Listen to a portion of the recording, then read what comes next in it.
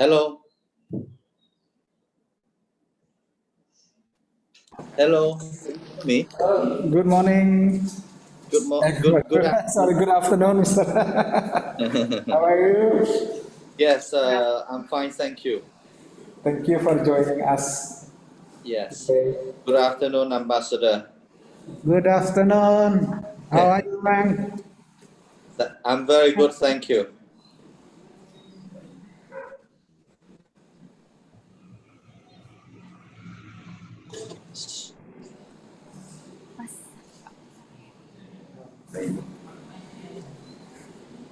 Good afternoon. Good afternoon, everyone.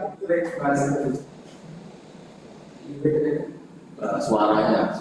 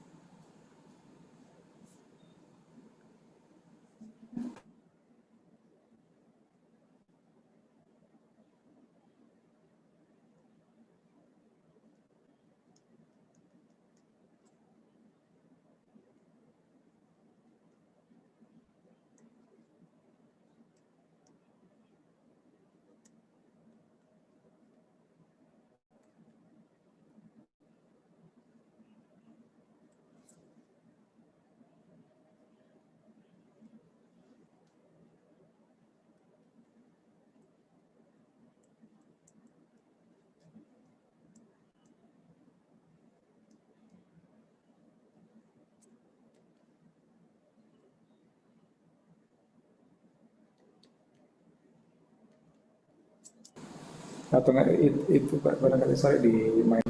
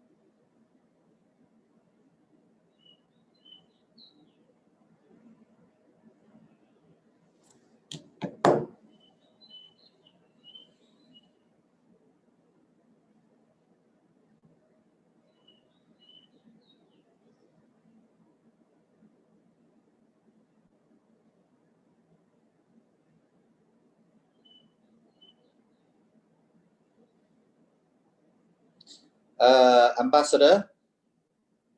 So you've been in Phnom Penh since COVID, or you've been traveling at all? Yes, we take care COVID in Phnom Penh. I see. Yeah, right. Yeah. So we don't have any time to go anywhere since Yes, January. How I about see. you, Mr. Meng? Yeah, I mean, it's the same here. I mean, for tourism, we had a very good Q1, but then starting April, we had all cancellations, and since then we have to manage our people, Yeah, and we have to deal with a lot of cancellations and then refund. yeah, And yeah, most of all, make sure that we are able to maintain our people, and we don't know until today when the tourism will be back. But lately, with this vaccine news, we hope that tourism travel will be yeah, yeah. back slowly. Uh, I don't expect anything like 2019, but we like to see people traveling. Yeah, you're right. So during the COVID, I have plenty of time to go anywhere inside Cambodia, to Prefehar, to Kulen, to Sihanouk, Hmm. to Kampot, anywhere, Mundul Kiri, Ratana Kiri, Kampung Ah, great. Tenang, So Batambo. you become not just a representative of your country, but also become an expert of Cambodia. Well done. So you play golf? Yes, yes. Did you play with the American ambassador last? Yeah, Yeah, you won number one, right? yes, yes, So yes. you play with Peter. You play Peter with is number one. Yeah, you play with him. Yeah, I play with him. He's So number one. I am number two. Oh yeah, yeah, yeah. Of course, Now I ambassador is remember. number one. Yeah, it was great fun. Yeah. Yeah, yeah, really great one. Actually, this Saturday we also have planned golf with the Japanese ambassadors, Yes. but unfortunately because of the November 28th, Yes. You have to cancel. yeah, I yeah, had to cancel the lighthouse on Saturday too. yeah, yeah, Lighthouse there's a on Saturday at Batana, so yeah, we had to yeah. cancel. Uh, but I will play Friday at Batana, East West Coast. Oh, what a knack. I did it Yeah. 2 weeks ago. Yeah. Beautiful course. Hopefully, this coming Prime Minister golf competition also is okay. Well, I think it depends on the next coming days. If we are able to control the situation, I think everybody, restriction will be lifted, and we can enjoy golfing again. Yeah, hopefully.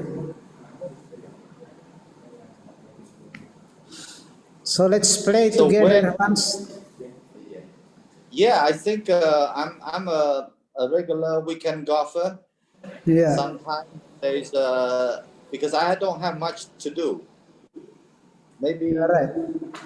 sometime I play in the weekday. Yeah, It yeah. depends. Let's do it. We have to. I have to manage my, yeah. So let's have a round of golf together. I mean, now that I know you are playing golf, so it's very easy to connect. Yeah, yeah.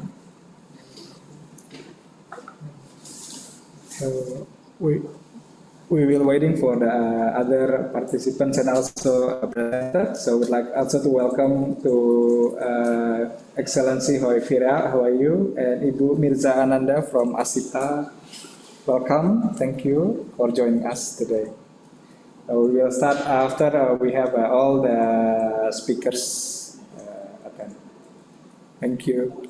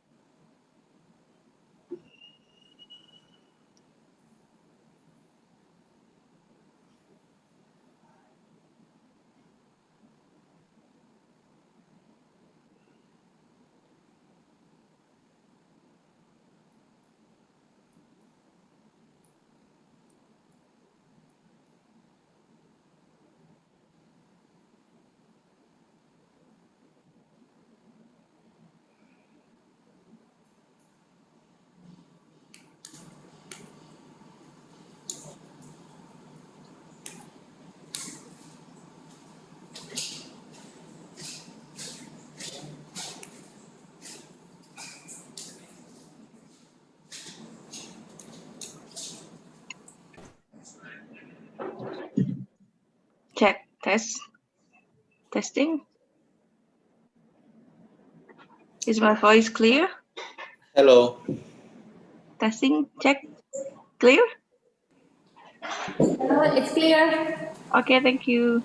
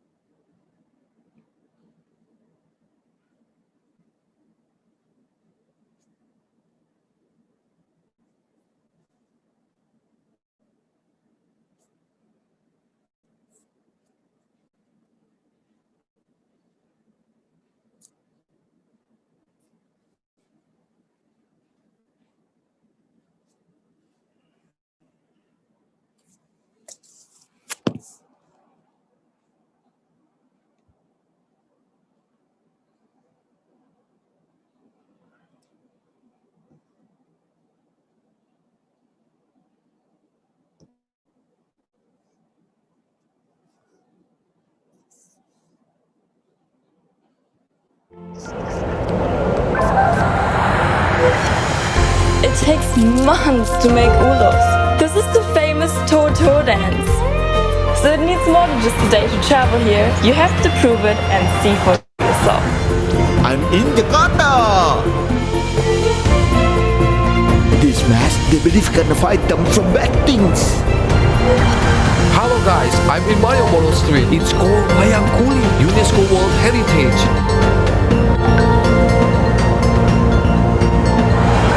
Look at this view! The Komodo! Hey, turtle!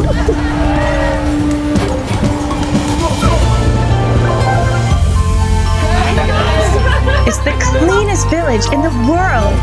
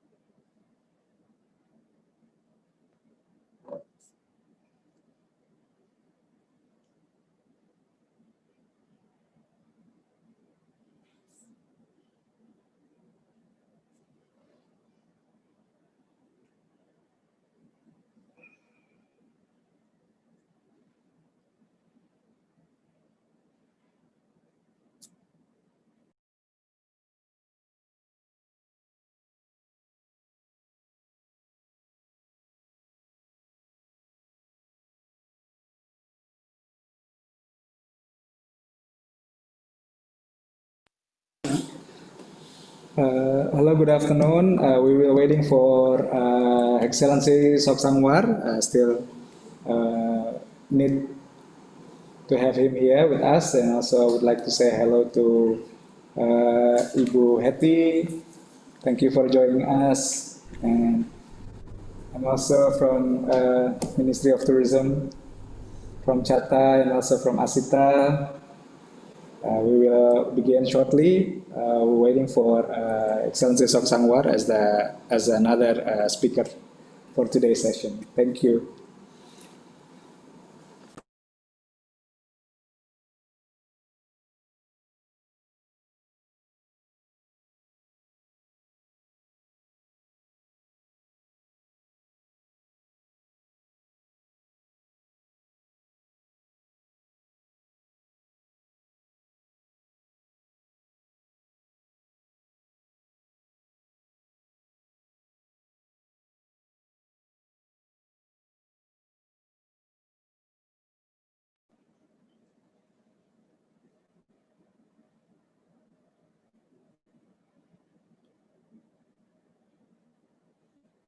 Ambassador, I see in the tentative program, it says 2:30. Is that right?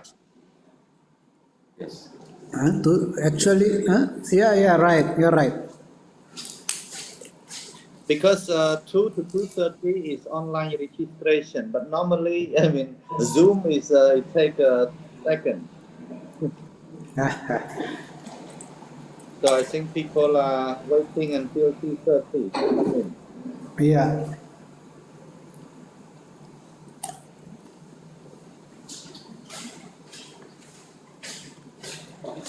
Ya, memang 2.30, 2.30. Oke.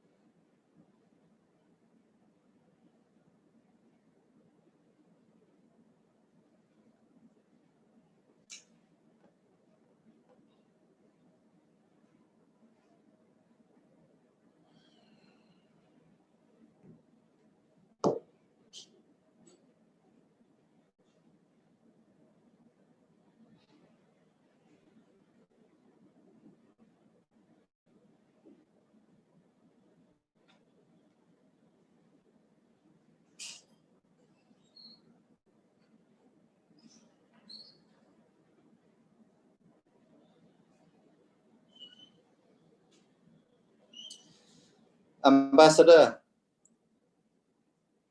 what is your handicap? I am playing only for fun. No Yeah, handicap. but you play from the white or from the blue? From the city golf. Oh, you play Because from no, City Golf. no It's, white, no blue, no. you are like Patrick. He also plays from at City Golf. He likes it a lot.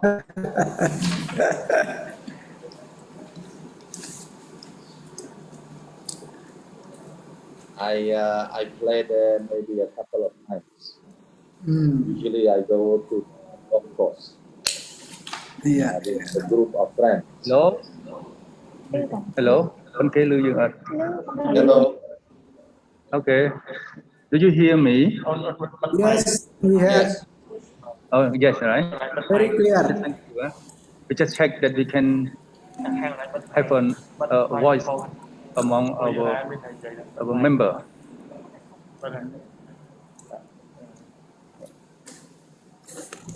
Yes, we can hear you, Your Excellency, very clearly. And okay.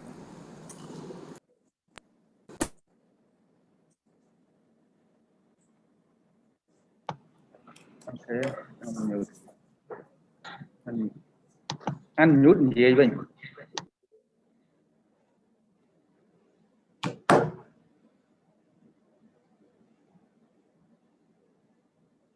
Nhút bạn dương gì vậy? Nhút bắt đầu. Chẳng bắt. Mà phim nhút. Anh chẳng bắt đây.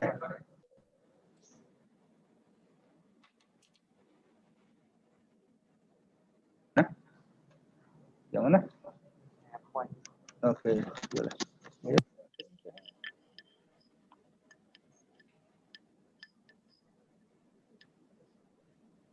Lửa tí à? Lửa. Chẳng hạn lửa nữa. Rộng.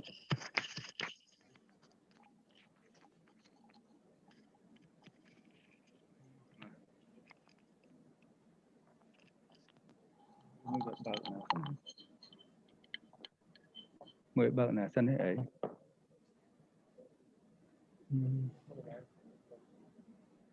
Mình có bá rồi. Chứ mình vẫn vì chọc vào những hôi nhá. Lừa. Mà trong phục này. Làm cái nữa. Penang ba này.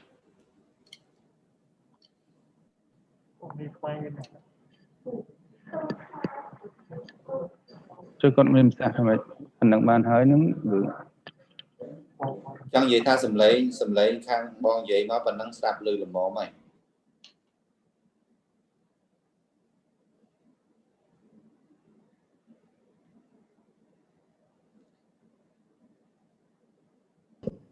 Anh ấy lên lư với nhỉ? Hello.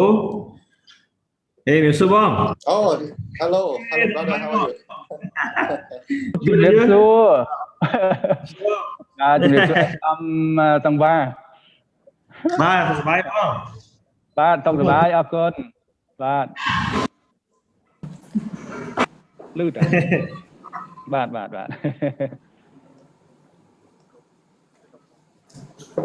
Hello, good afternoon all. I think we have all participants already in the room. So, Yes. His Excellency of Saksangwar, hello, how are you? Thank you very much for joining us. It's my pleasure to join you today. And we also have Ibu Heti Herawati. Ibu, how are you? Hope you are always in a very good spirit and healthy as well. Sorry? Yes, we have also Ibu Heti from TWC from Taman Wisata Candi. She's here also with us. So now we are going to start, if I may. Jangan. Oh, tak jangan. Tapi. Ada. Jangan.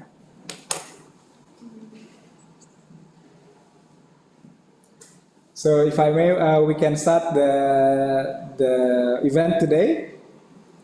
So thank you very much His Excellency Sudirman Hassan, Ambassador of the Republic of Indonesia to the Kingdom of Cambodia, distinguished presenter, participants, ladies and gentlemen, and welcome and thank you for joining us today to listen for the discussion on update on Borobudur and Angkor, rethinking archaeological tourism post-pandemic in enhancing sustainable cooperations, and which is conducted by the Embassy of the Republic of Indonesia here in Phnom Penh.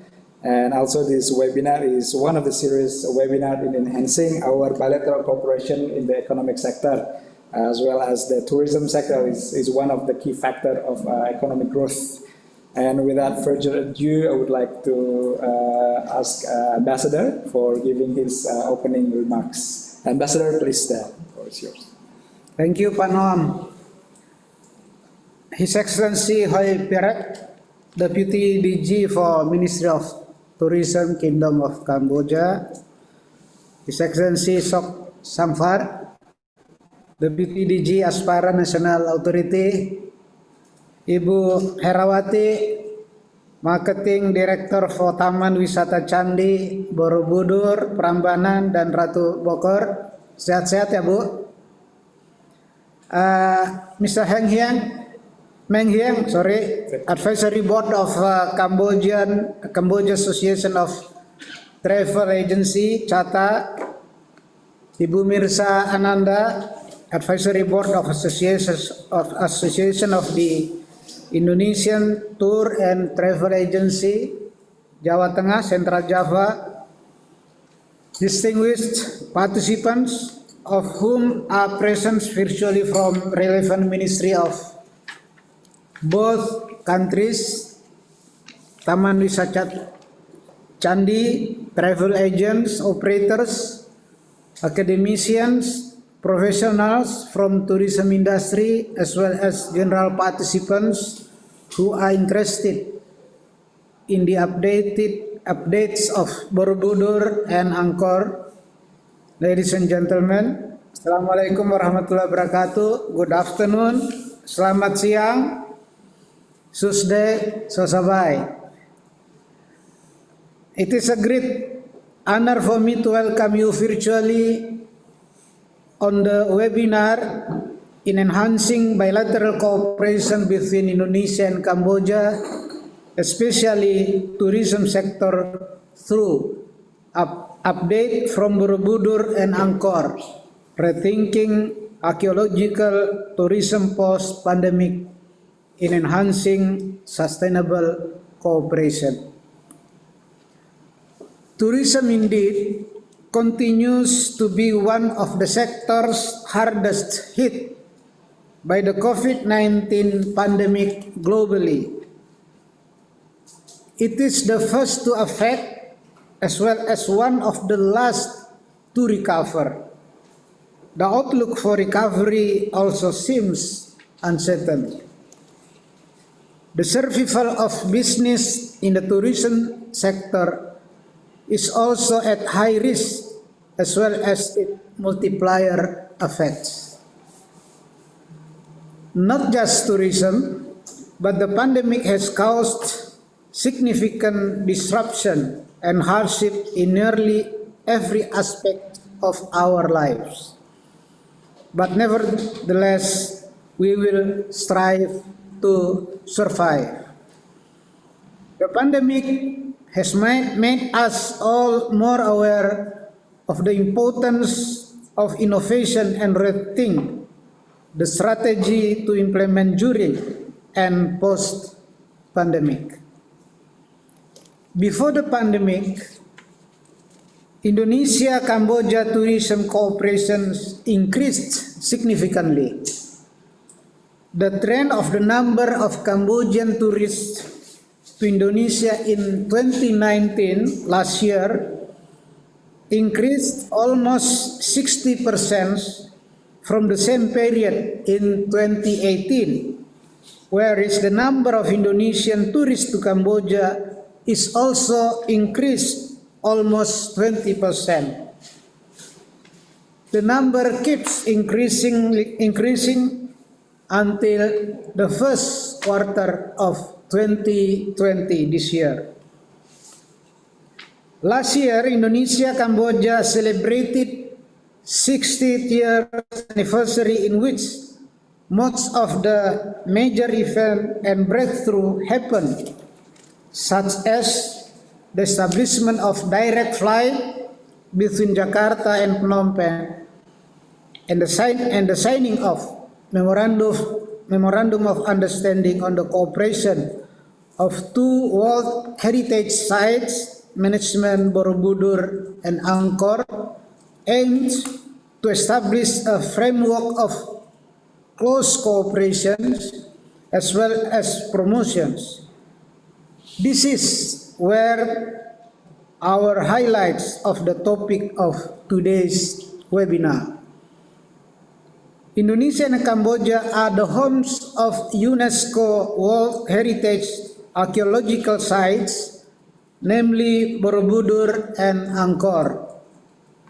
These sites have attracted large number of tourists from all over the world, and due to their unique man-made structures that have been categorized as archaeological tourism destinations.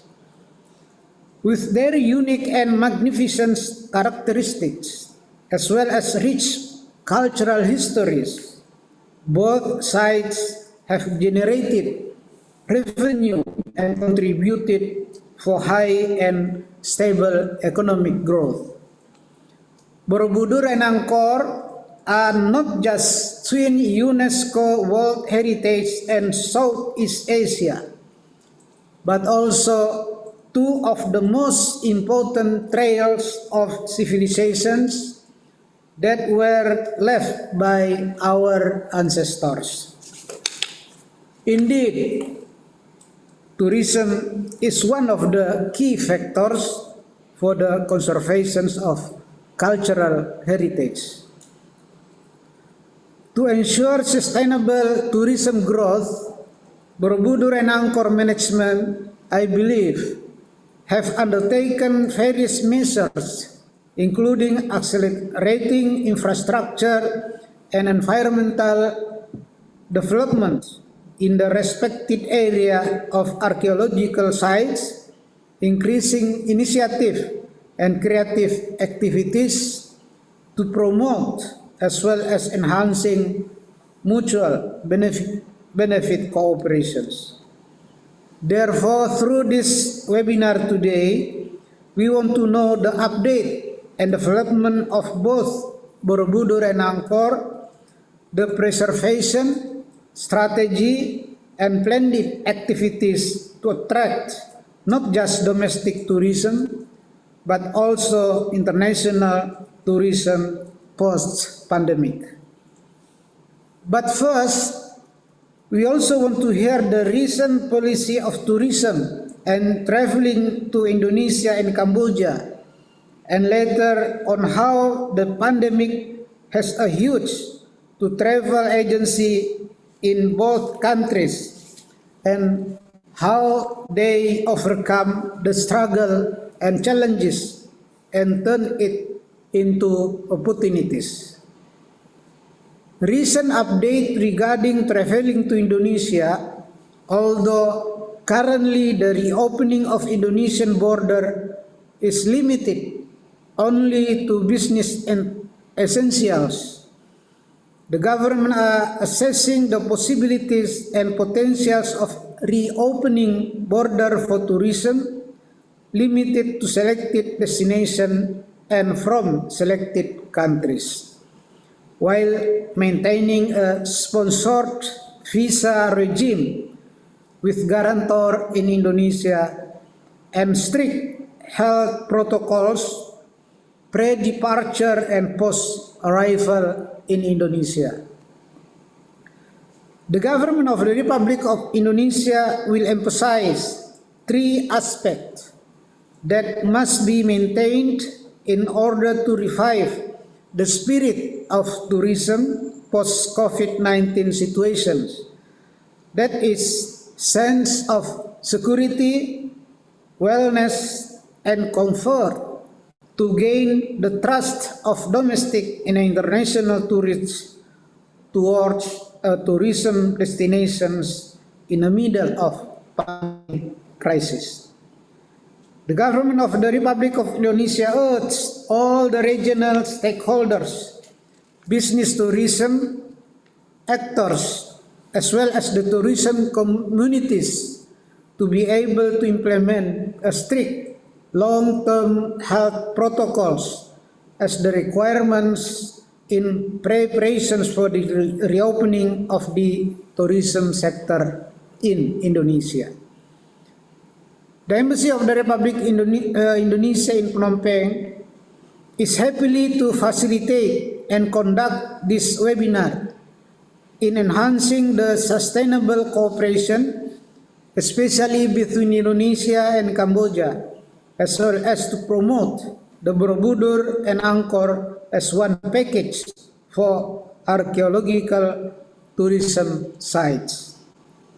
I am very sure that today we will have a very fruitful discussions and information to share to those who are very interested in archaeological tourism and have found memories with the twin world heritage of Borobudur and Angkor.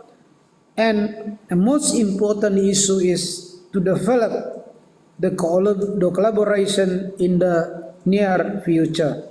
Thank you, Okuncharan. Terima kasih. Thank you very much, Your Excellency, for your opening remarks, and I believe this event is very important to hear the updates regarding Borobudur and Angkor and how we could actually support and bilateral cooperations, and especially what the government of the Republic of Indonesia and the Kingdom of Cambodia has been doing through TWC, Taman Wisata Candi, and Apsara National Authority. And without further ado, we will go for the first presentations, perhaps by Ibu Herawati, Director for Marketing from Taman Wisata Candi Borobudur Prambanan, and Ratu Boko. She's a very strong and very active lady in promoting the destinations through many events and activities. What has been done in the Taman Wisata Candi. And also we will have presentations from His Excellency Sok Sangwar, Deputy Director General of Apsara Authority, under his leadership for the breakthrough and active engagement in the most development of Angkor complex that we've seen. Most of the embassy staff here last month have been conducting a visit there to Angkor complex. And also His Excellency Hoi Virac, the Deputy DG from Ministry of Tourism of the Kingdom of Cambodia, regarding the recent development of traveling to Cambodia for international, of course, tourism. And also Mr.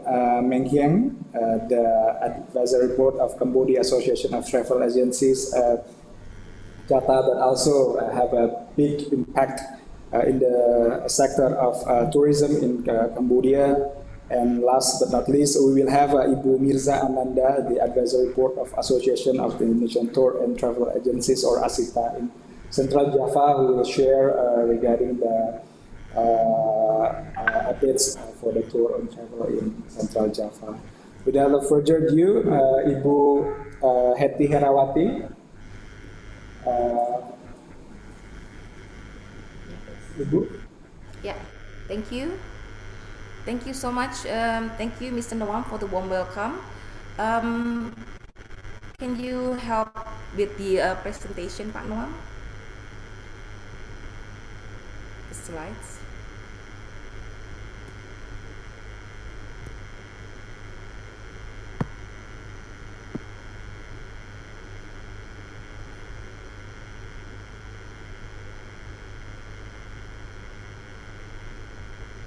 Pak Anwar, excuse me, should I share my screen or your screen?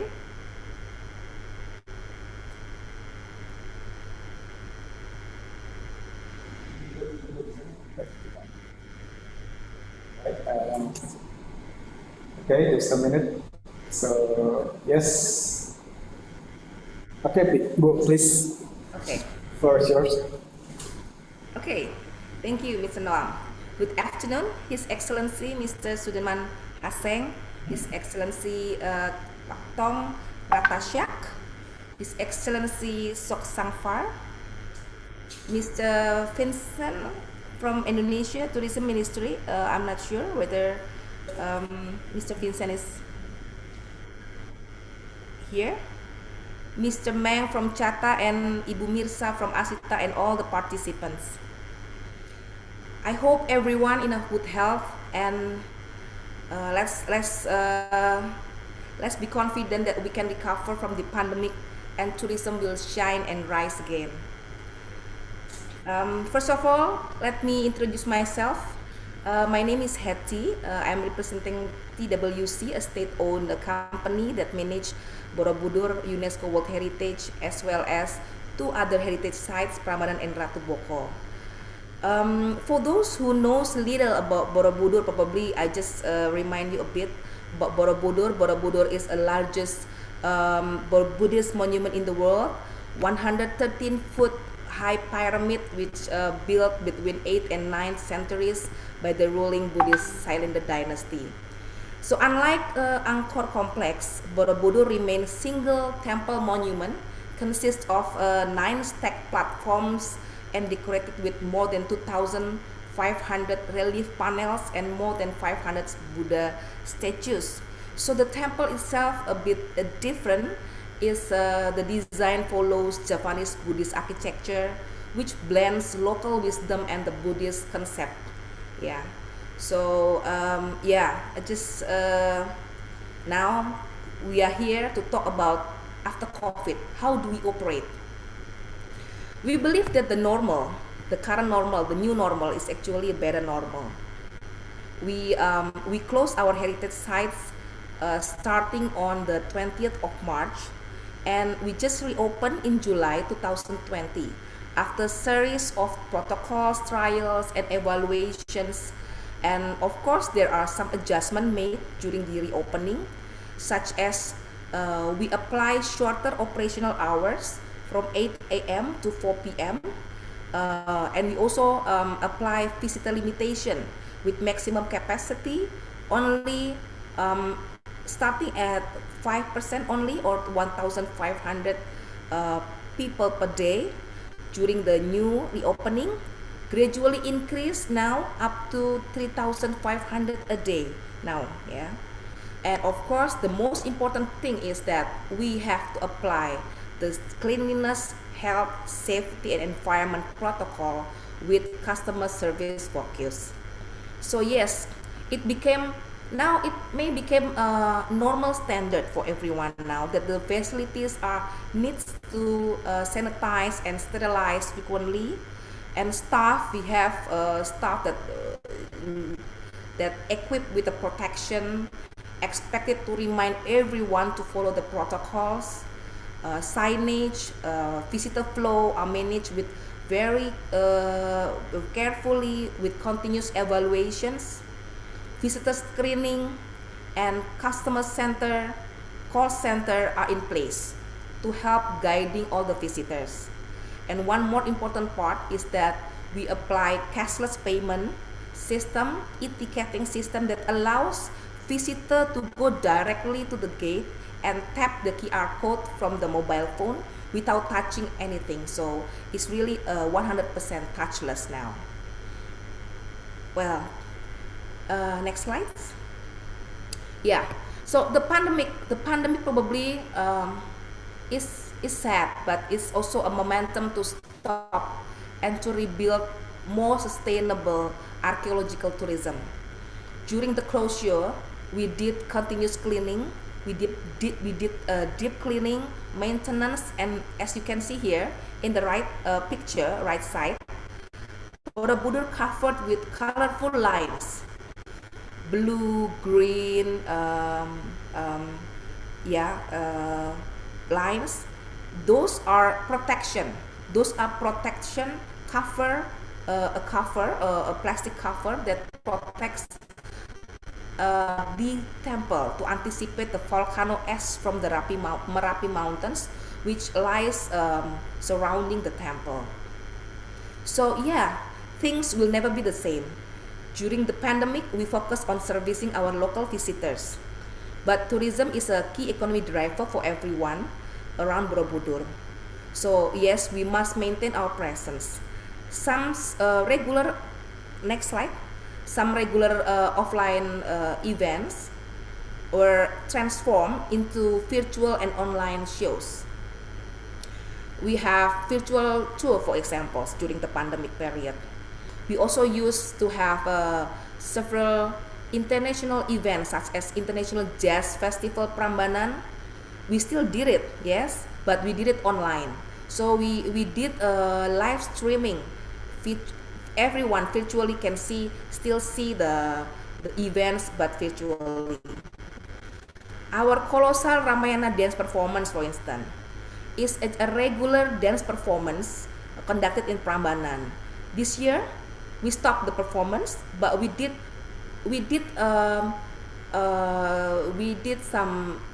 still managed to do some shows virtually. The signature dance in Prambanan available also online. We did that with the Embassy of India, and 1,000 people watching from all over the world through YouTube live streaming in September. So basically, it doesn't stop us from being present. One more example is Borobudur Marathon. Borobudur Marathon is an international sports event conducted every year in Borobudur. Well, this year it is still conducted, but with super limited participants. So people can follow the marathon from their places, and there are some mechanisms so that people can participate virtually. These are the activities that we have done in the past several months. Next slide. Now, interestingly, there are many people take advantage of this less crowded moment, I would say, to take small group class or small group tour, such as archaeological tour, night explorations, so educational program. So there's a tendency that people now going into quality tourism. They even interested to do more outdoor activities that considered safer for locals to take like a quick getaway. Like for instance, next slide, enjoying breakfast at Borobudur, sunrise breakfast at Borobudur, going yoga at Borobudur, and as well as other wellness activities such as cycling and making traditional herbs. So yeah, people concerned about wellness more, and now this heritage sites actually, our heritage sites actually provide facility for that, for the locals. Okay. Well, yeah, Indonesia and Cambodia, we have historically had a close cultural ties since Sailendra dynasty came in the power of Kingdom of Mataram in Java and the Jawawarman II dynasty during Angkor Kingdom in Cambodia. There are some ties. Trail of civilization, as mentioned by His Excellency Sudirman Haseng just now. And yes, we have MOU signed last 2007 from the Central Java Provincial Government and Siem Reap, and last year 2019, if I'm not mistaken, we met and we discussed about the further cooperation, potential cooperation between TWC and Angkor. Well, it shows that we have a close connection. Next slide. Now, what we do is that we can build a synergy to prepare post-pandemic tourism together. I remember last time we spoke in the Cambodia, the potential of having campaign, 2 cultural sites, 1 destination, can be very relevant today. Borobudur has 4 million visitors every year, which can be potential for Angkor and vice versa. So there are opportunities. Next slide. Because we have the same market, we have the same we can share the same market, we can share the same visitors. There are opportunities, a new addressable captive market, for instance, pilgrimage to both heritage sites, cross visitors as trade asset to one another, and we can also completing each other's history in terms of Buddhism, heritage, and pilgrimage. And I think we can also have effective awareness building towards the existence of the other heritage sites through cultural activities, cultural programs, and media publications. Next slides. Let me share you one recent survey conducted by my friend Cleopas Danang in 28 countries. Just now, just recently, just last month. The survey is actually asking like top 5 determinant factors that will trigger international travelers to travel again. There are 5 top factors. First is health protocols at tourism destination, safe and clean accommodation, pre-departure COVID-19 testing, which is necessary, I guess, quarantine mandatory regulation, and in-flight health protocol implementation on board in the aircraft. These five factors are actually build the confidence of the travelers to come. So here, there are of course things to consider. How do we move forward? Next slides.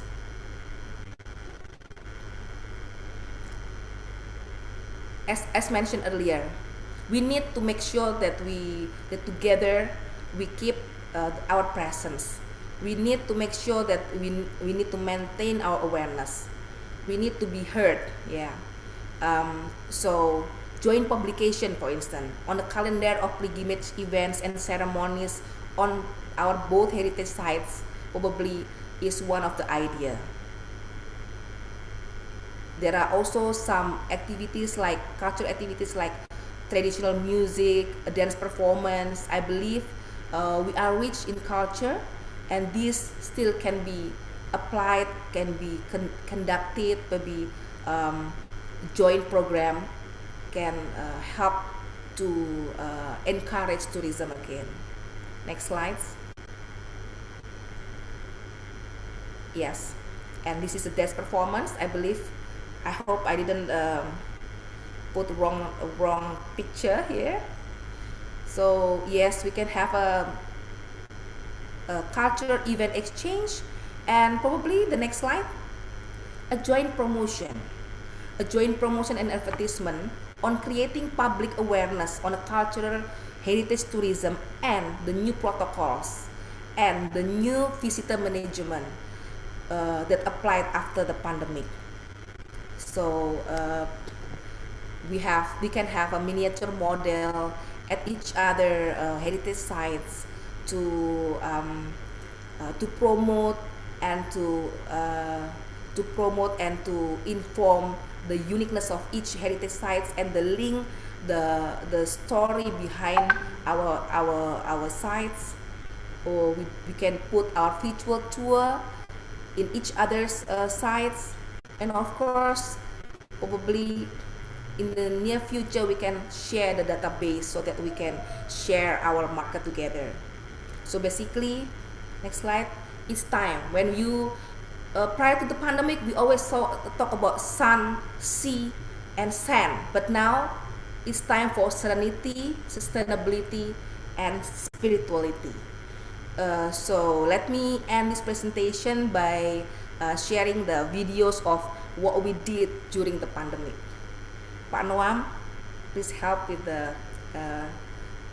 videos.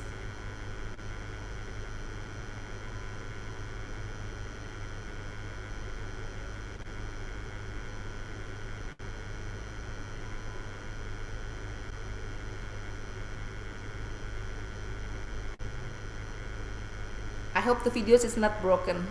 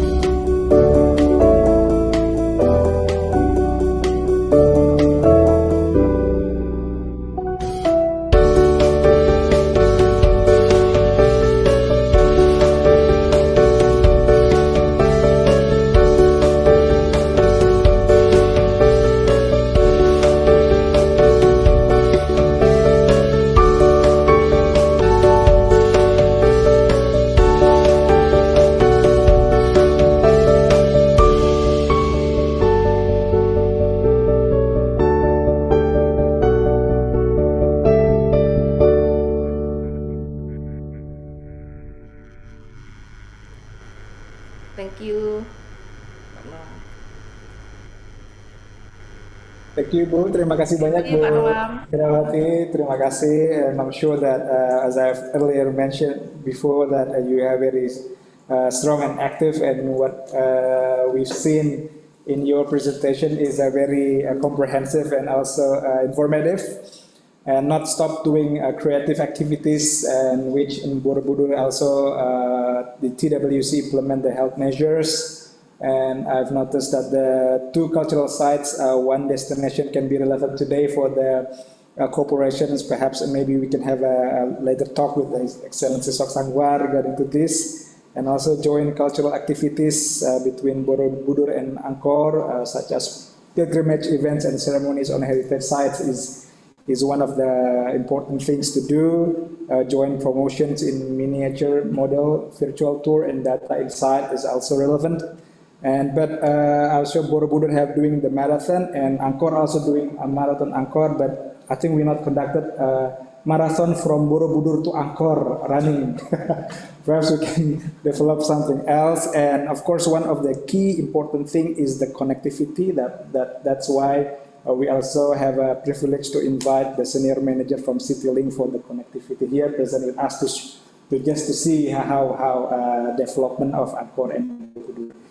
And next we will invite His Excellency Sok Sangwar, Deputy Director General of Apsara Authority, to give presentations about the latest development of Angkor, and which is it is tremendous to see. Please, Excellency Sok Sangwar, the floor is yours. Okay, terima kasih. If I understand well the language. Good afternoon, Excellency. Good afternoon, Excellency Sudirman Haseng, Ambassador of the Republic of Indonesia to the Kingdom of Cambodia. And good afternoon, dear colleagues from Indonesia, dear colleagues from the Ministry of Tourism, and a friend from the Qatar board, Mr. Hussein.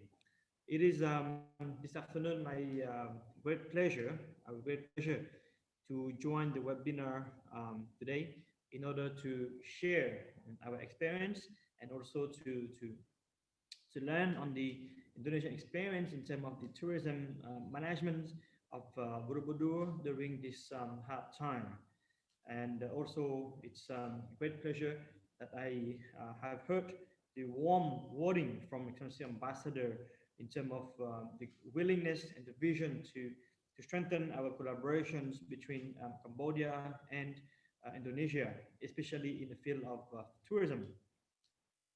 So today I would like to share the situation first in Angkor during this season period of COVID-19, and after that I will actually be sharing with you what have we done in terms of this period, and still doing, in fact, because as you know, we are still in this period, and we're still looking in terms of preventing, and also in the same time how to manage tourism in the right way. Of course, in terms of the current situations, due to the closures of international borders, Angkor is really, we could say, impacted from the COVID, as the international visitors are not able to come anymore.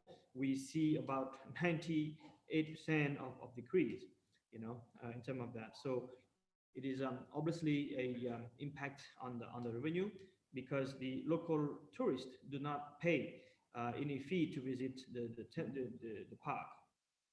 Of course, we do have local domestic tourism that are still present, but this amount, it is not at all comparable to what we have seen before, and especially to the international visitors, as most of the visitors, the domestic visitors, are mainly present during the holidays, during the festivity in Cambodia.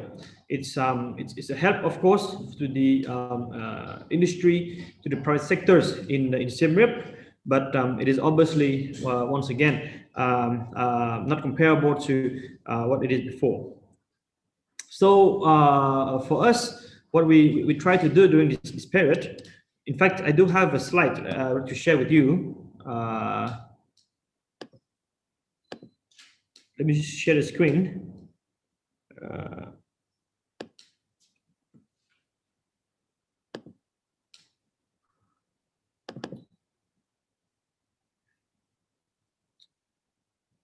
Yeah, do you see my screen now?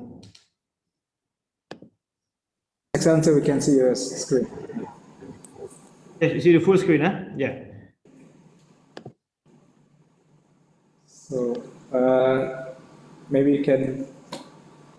Yeah. Do you see the screen? Do you see the? Yes, we see the screen sharing, but not into the place. Not into place. You see the PowerPoint, right? We see the PowerPoint, but not. You zoom. Please, maybe you can zoom it out. Zoom out. Okay, one minute. Yeah. A little bit more. Zoom out. Yeah. Okay. Maybe okay. You can still. Still zoom in, but put more to the left in your screen because it's not as placed as it is. Yes. Sorry, can you say again? Yes, I can. We can see it. Maybe you can make it a little bit bigger. Zoom bigger, in. Yeah. Yes. Zoom. Yeah. Okay. the previous one, maybe Excellency. Sorry. The previous zoom out is. You can zoom out again, Excellency. Zoom out. Out. Zoom out. Yes. Yes. That is out. You mean smaller, right? Yes. Make it smaller. Then you put it on the right. On the right. Yes. Okay.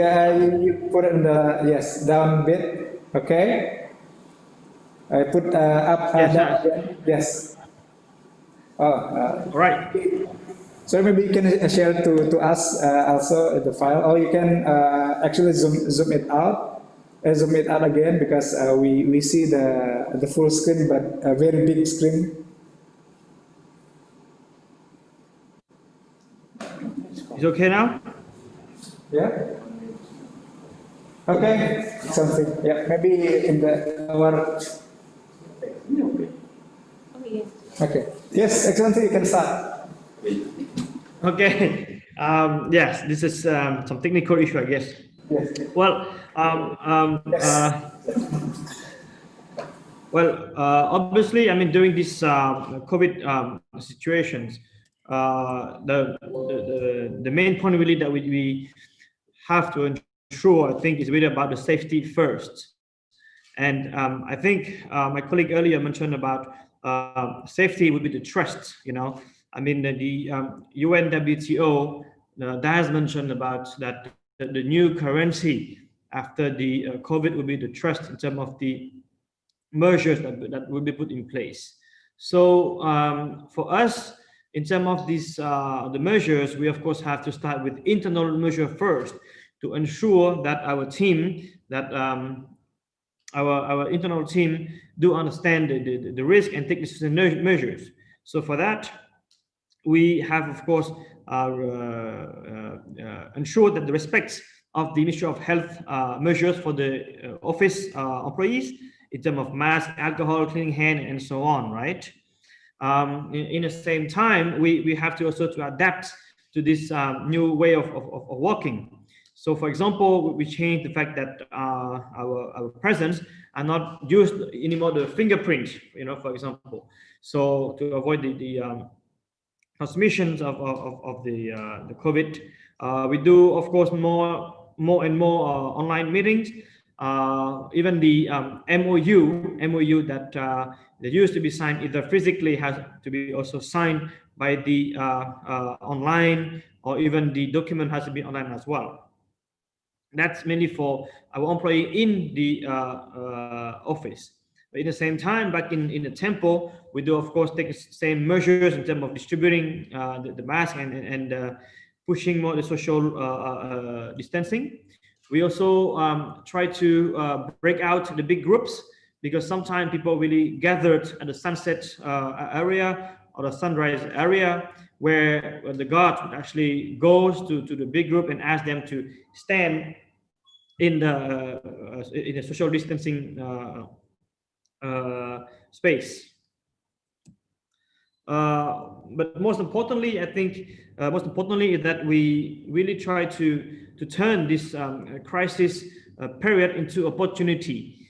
Of course, the fact that we do not have as much as visitor as before, in a way, it could also be a opportunity for us to work better, to have activity that was not much possible before. So, for example, in terms of the landscape in Angkor, especially here in Angkor Wat, as you see, before, because it was a lot of people, we could not really take action that easily. So now we have actually improved the landscape in front of the temple. As you see, planting trees, having more grass, and be able to do more, improve the roads and so on in front of the temple. In the same time, also we noticed that it was easier. It was easier to deal with also with the sellers. You know, the mobile sellers that was of course depending a lot on the international visitors at the time. So now having less visitors would actually allow us to actually better communicate with them, to explain that sometimes that the existing infrastructure or the way how the sellers are acting with the visitors might not be always pleasing to the visitors. So we did a big campaign in terms of removing some shops that was pretty old, and that was done in an area that we were not that was not really approved or not really at the best conditions. I have to say that it was not an easy task. At the beginning, we had even some protests, some people coming to strike, you know, gathering with other people to demonstrate in a way. So that we had no choice, but we had to stand strong. That what we are doing is really not to remove them for no reason, but to improve the arrangement for a better arrangement when the visitor, once the visitors are back. In fact, yes.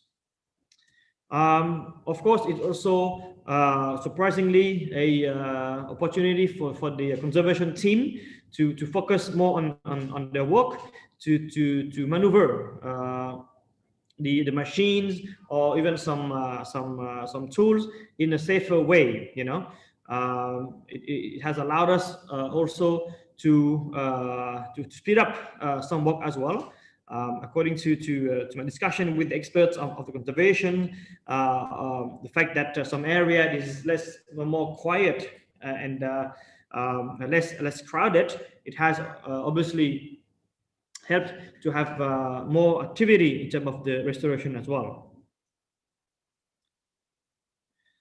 We also took this opportunity for the training for human resources.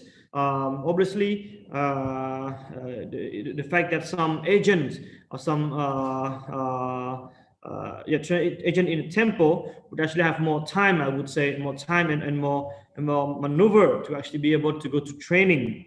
So we had training with the Red Cross in terms of first aid training. We had training with the international teams that come actually to train and to allow actually the agent to be able more to raise the issue, or to even sometimes doing role play, you know. So not only, of course, the agent was in the training, but also the employee back in authority. We also had encouraged more and more training or seminar as well in terms of for that. We also actually noticed something very interesting, is that during this COVID time, where of course there's less visitors, so meaning also less cars, less vehicles traveling in the park, right? So this has actually emerged a new activity that we have never seen before, which is bicycle, which is for Cambodian actually, that would actually be able to maybe to enjoy more the park, as first they could not enjoy as before because of the number of vehicles of transport into the roads.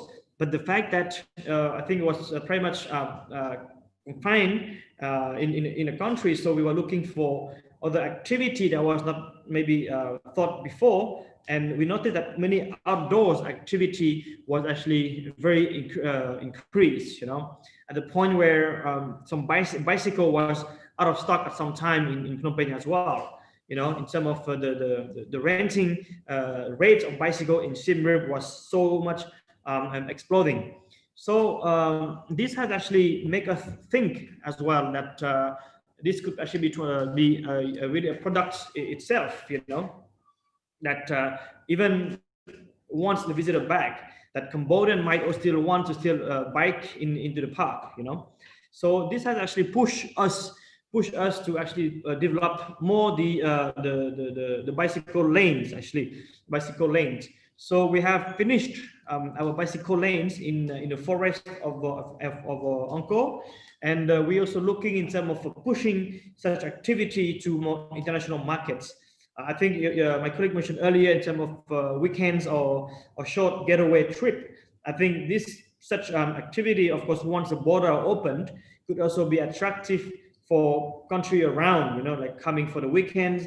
Not only you see the temple, but you're also able to enjoy some sports, some activity in a forest as well, in fact. So that's something to look at and something to plan in terms of infrastructure to ensure the safety of the visitor as well.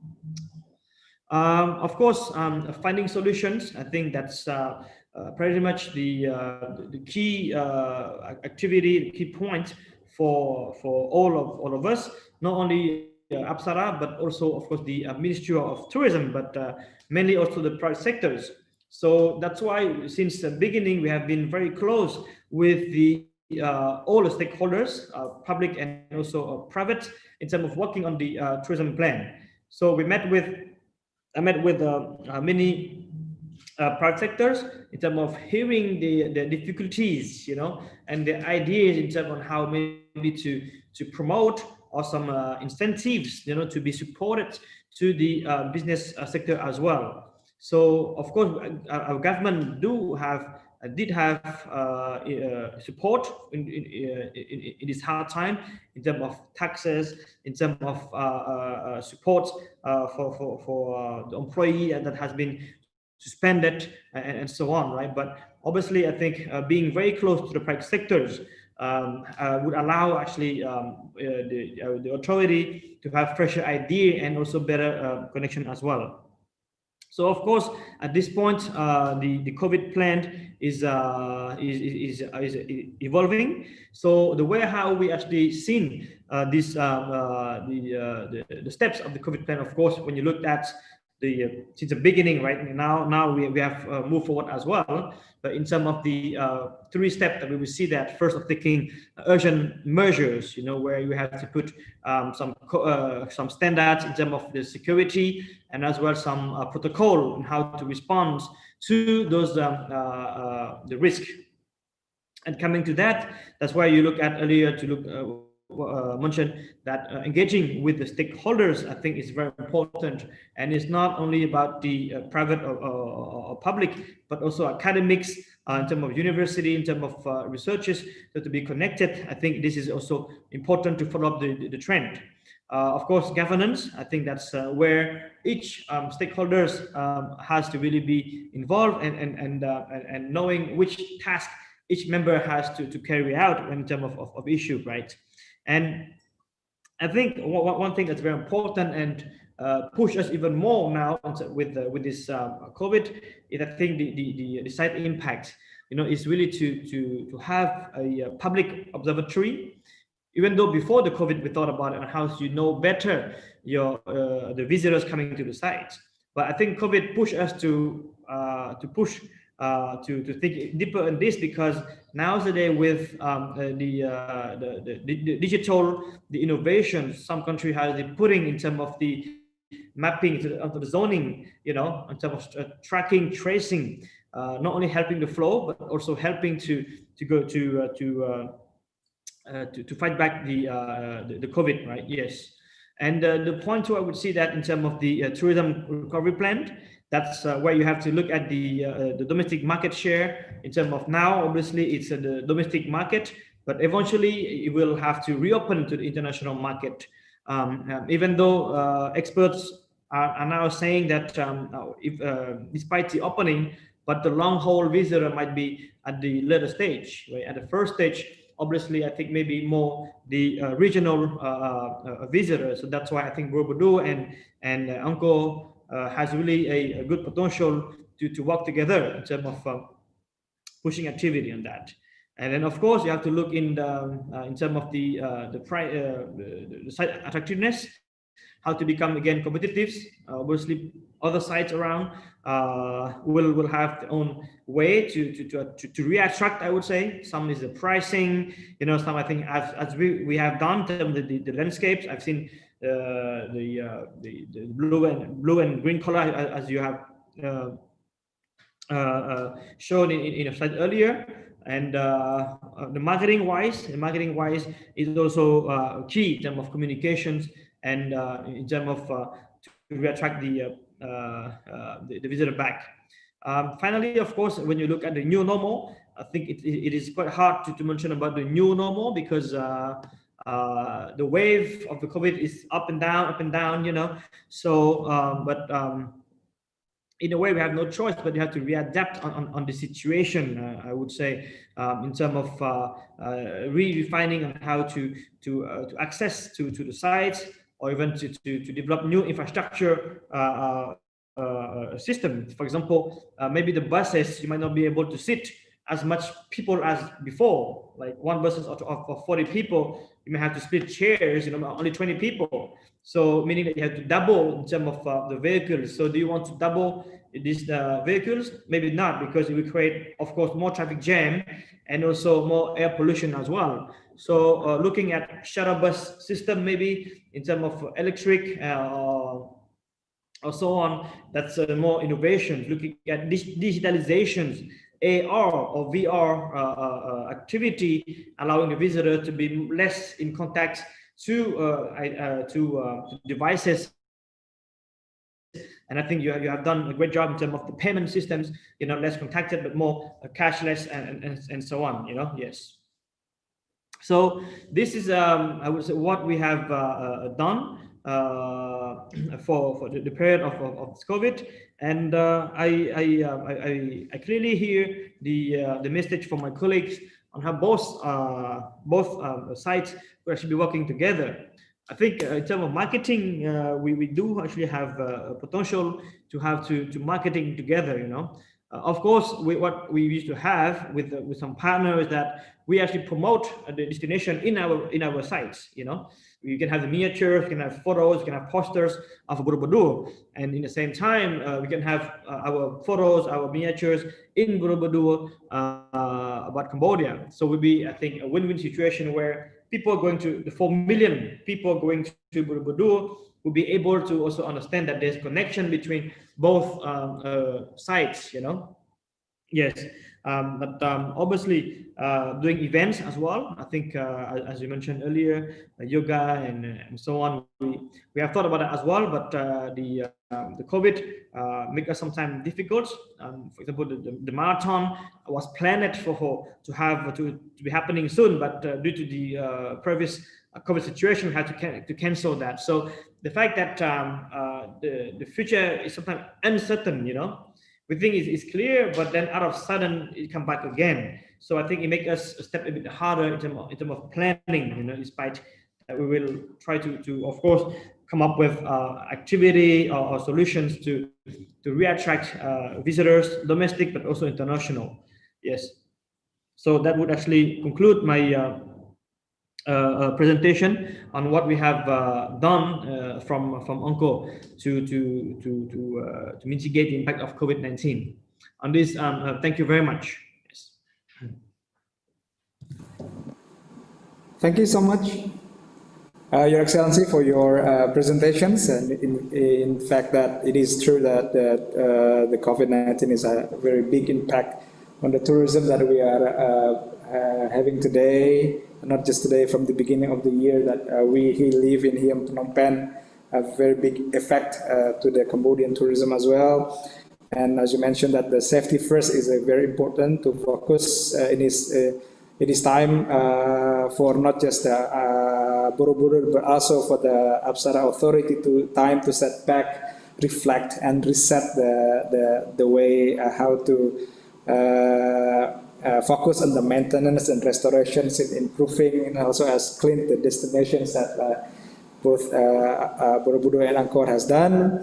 And you mentioned about 3 steps of 4 urgent measures: tourism recovery plan, transitions to post-COVID,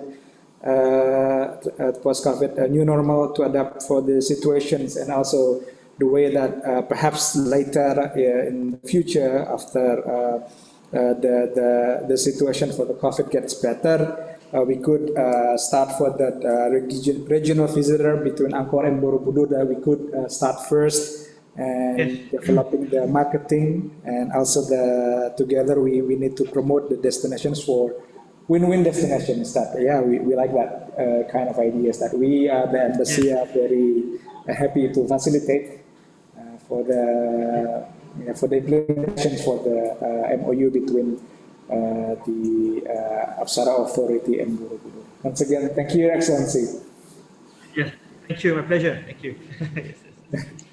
And next we will have a speaker from the Ministry of Tourism of the Kingdom of Cambodia. We have Excellency Mr. Hoi Virya, Deputy Director General from Ministry of Tourism of Kingdom of Cambodia. We want to listen about the updates regarding tourism here in Cambodia, and is there any type of maybe perhaps information regarding travel bubbles that the Kingdom of Cambodia will conduct in the near future. Please, Excellency Hoi Virya, the floor is yours. Thank you, Excellency Sudirman Hassan, Ambassador of the Republic of Indonesia to the Kingdom of Cambodia.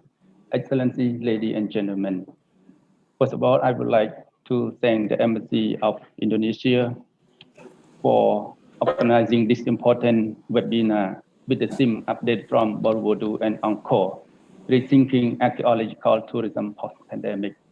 As you have already heard, 2 speakers already, we have learned a lot from the tourism management at Borobudur, and our colleague from Apsara Authority, His Excellency Soktongwa, also present just now on the tourism management at the Angkor Wat management in Siem Reap, Cambodia.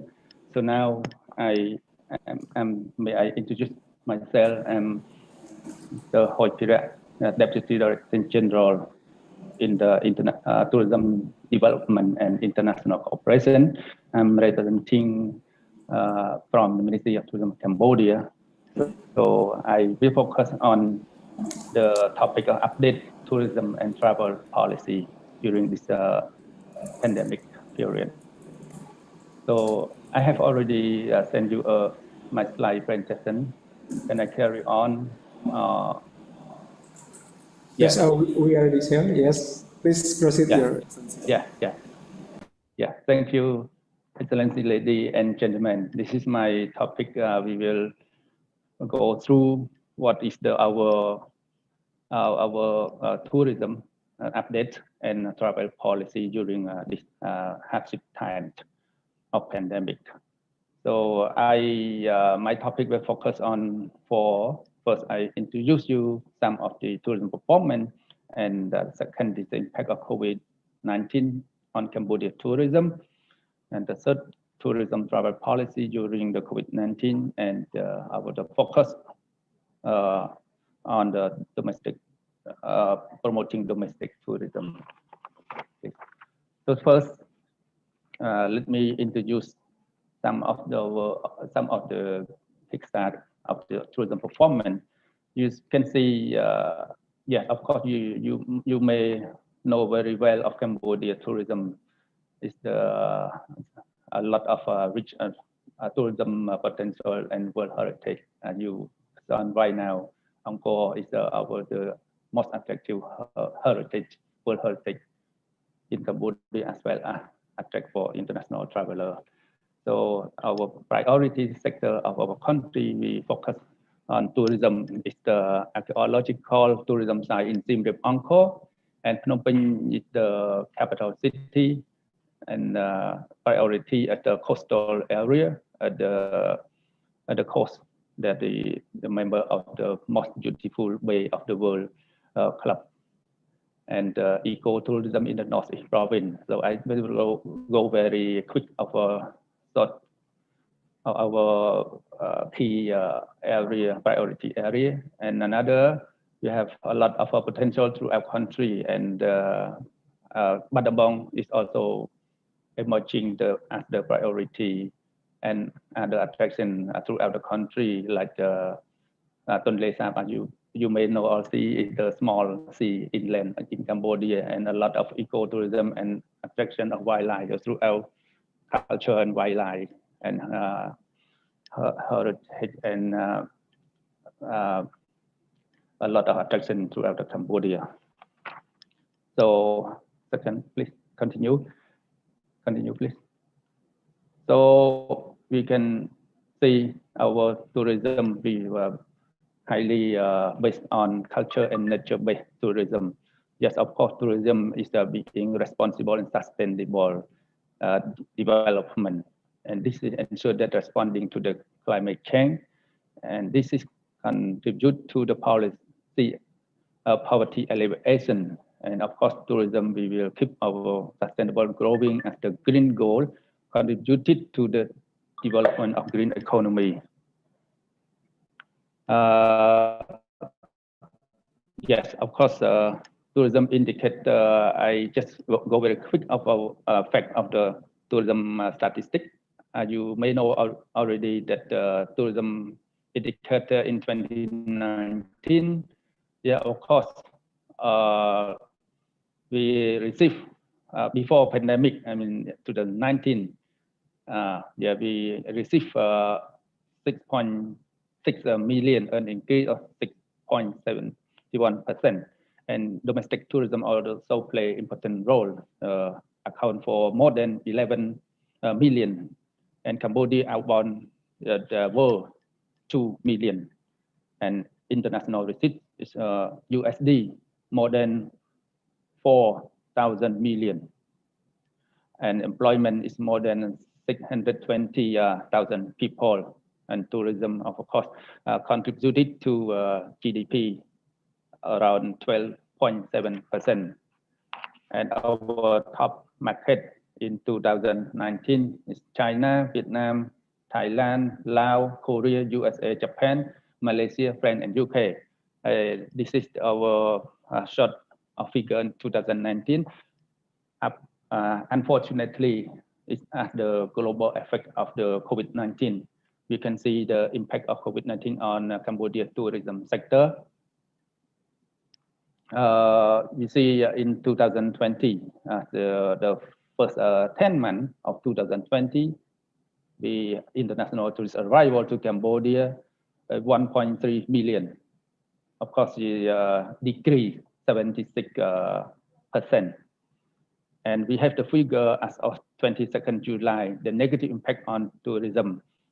We can see some figure.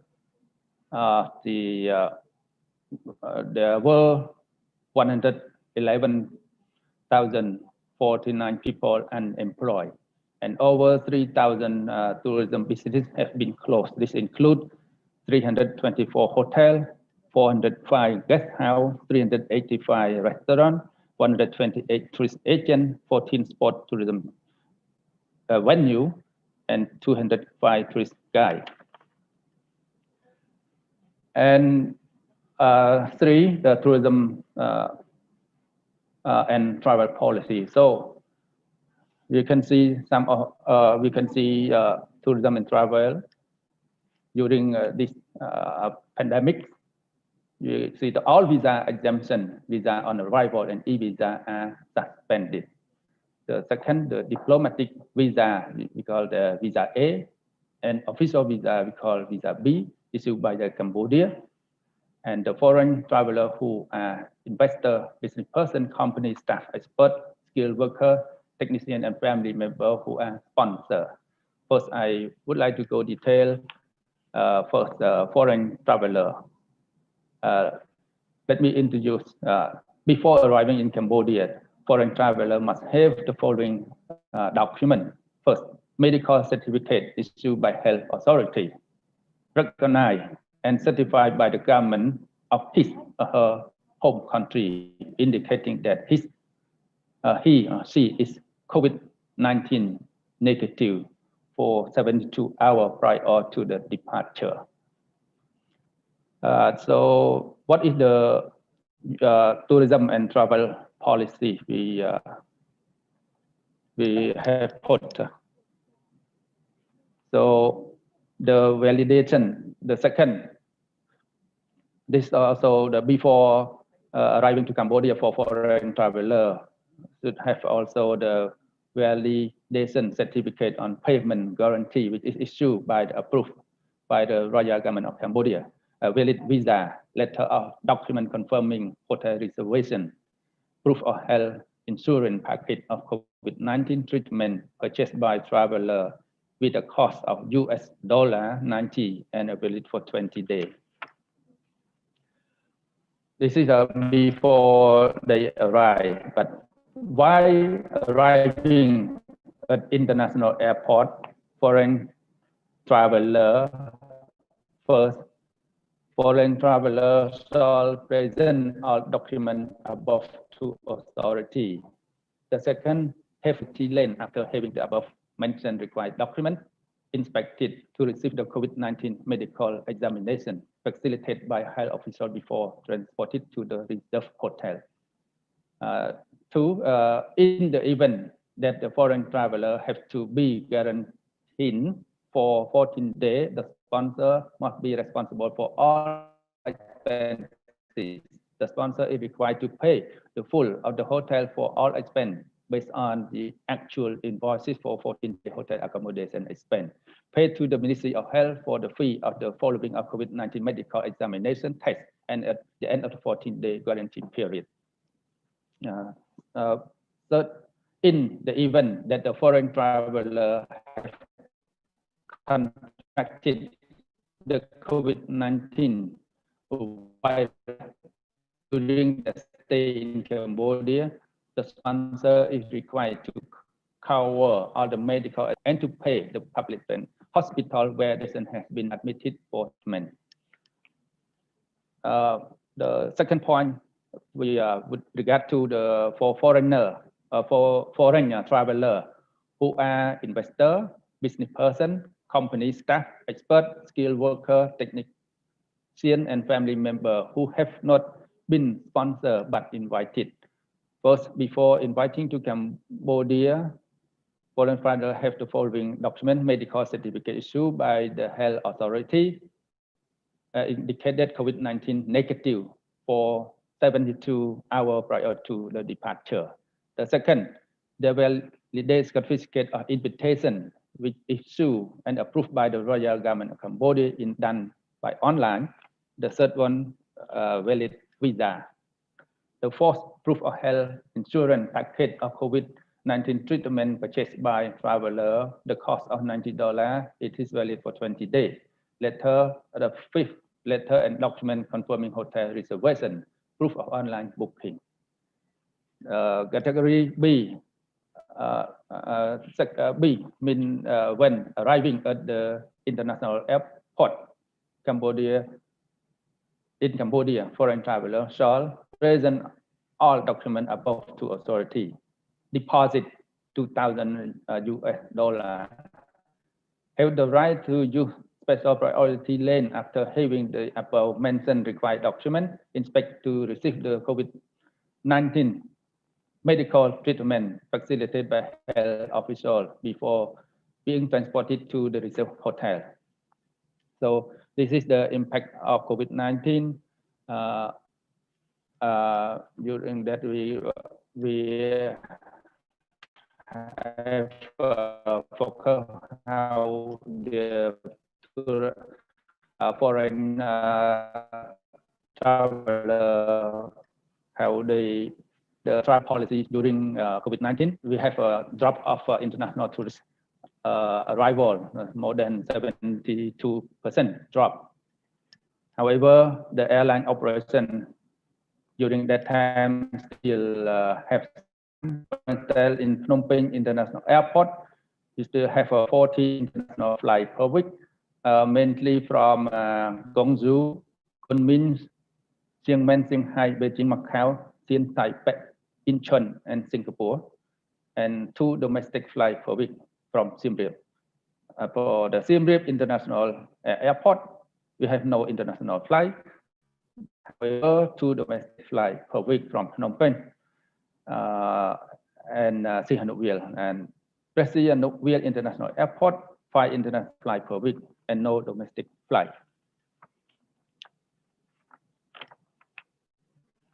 During this time of hardship of the COVID-19 pandemic, Cambodia also preparing to introduce the travel bubble facilitation that we know as a travel bubble.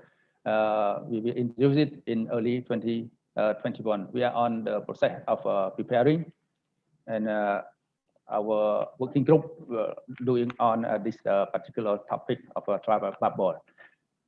And we have put more effort in fighting and recovery in a regional level and in the country. For the regional level, let me introduce Cambodia in also in the regional level in cooperation with the member state that handed to Cambodia as the lead coordinating country to prepare the ASEAN tourism recovery plan for the ASEAN. And second, Cambodia also leading to prepare ASEAN protocol of safety and hygiene. And in the country level, Cambodia also roadmap of recovery plan and promoting Cambodia tourism during post-COVID-19 2020-2025. And we also prepare some of the policy and prepare the national policy of tourism development 2020-2035. And we, of course, prepare a master plan of Siem Reap tourism development 2020-2035. Of course, besides the travel bubble and a travel policy during the COVID-19, we also focus on the promotion of domestic tourism. You can see to restart the tourism sector, Ministry of Tourism in collaboration with all stakeholders to generate confidence and trust for travelers. This is important, as mentioned also from our speaker regarding on the confidence and trust for travelers. And as part of the first step in the recovery process, the safety and hygiene protocol, we have paid much to promote the domestic tourism. For instance, the safety and hygiene protocol for service of restaurant, food court, hotel, guest house, tourist transport, community-based tourism, domestic tour tourism. So as a result, we can show you some of the statistics that in 2020 we have Cambodian New Year holiday. During that, even this is during the pandemic time, Also, domestic tourism play important role. We can attract having the over 1.4 million domestic tourism and generating at least 150 million US dollar. And during that holiday period, during the pandemic as well, we in the public holiday we call Phnom Penh holiday. The domestic tourists also account for important. Is about more than 1.11 million tourists, including 6,792 international tourists. They are living in Cambodia. They are working and living in Cambodia. So this traveling internal tourists within the country, and that some figure of that public holiday we call Water Festival holiday. There were domestic tourists about 644,000 tourists, including 9,130 international tourists. So this is some of the figure we have show you that important tourism, domestic tourism to promote during the time. So could I finish my key some of the point and my presentation. Thank you so much, Excellency, ladies and gentlemen. Thank you very much, Mr. Viria, for your presentations. Indeed, as you mentioned that, of course, we enjoy very much here living in India. So we went everywhere during the holidays, of course. And as you mentioned that the pandemic also have a very huge, significant impact for the almost decline of 80% for the revenue in the tourism sector, and then also impact on the workers, especially in the tourism and hospitality sectors. And you mentioned about the strict measures, not just the foreign travelers, but also the Cambodian living abroad to enter Cambodia. So safety first is important, especially for us living here inside Cambodia. And how the government also preparing to introduce the travel bubbles as agreed during the ASEAN meetings, and also the implementation for national policy in enhancing tourism. Domestic tourists is also a big opportunities now, especially ecotourism. I can see that most of people now is going to Mondul Kiri, Ratana Kiri, and most yes. What and other areas. Thank you. Beautiful views, and also in need for cooperation with all stakeholders in Cambodia. Thank you very much, Excellency. So before we go to Asita in Indonesia, we will have Mr. Meng Hiang. I thought you were Indonesian, Mr. Meng Hiang. Cambodian. because you wear beautiful batik, and now. Anh ăn dương bạch thôi mày cầm cái lư đó thôi. Mút anh mút. Yes. Yes, I am here. Yes, you're here. So I cannot see you there, but can you see me now? Still black out. Still. Wait a minute. Yeah, I should be in. Yes, you're in, but still Can you hear me? We can hear you clearly, but we cannot see your video. So maybe you can online the video. Yeah, I should be there now. Because we want to see your beautiful batik. Wait a minute. How do I do it? I'm not so good technically, but video. Yes. On. Oh no, not on. Still black. Maybe. Oh, maybe there's a cover. Yes. Now I can see you, Mr. Han. So maybe, yeah, because I thought you were Indonesian. You have a beautiful batik. Yeah. Thank you very much for providing me the opportunity. Yes. First of all, Excellency, good afternoon, Excellency Ambassador Hassan, Excellency Sok Songva, and Excellency Hui Pira from the Ministry of Tourism, and excellencies and ladies and gentlemen. It is my pleasure to participate in this first time between the two authorities, TWC and the Apsara Authority. I like the purpose, and that's why I'm here representing the president of the Cambodian Travel Associations. I'm from the private sector, and today I'm talking on behalf of private sector travel industry.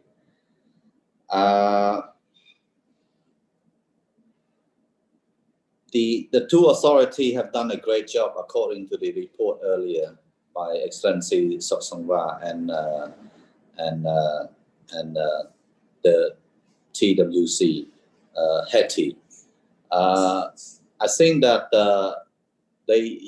you have been doing a great job so far despite the pandemic, and I think private sector are also suffering, but we are now on the road to recovery as we can see that vaccine is coming very, very close. However, we must not neglect the situation as we are here today, and we've been doing our best during the pandemic and even post-pandemic.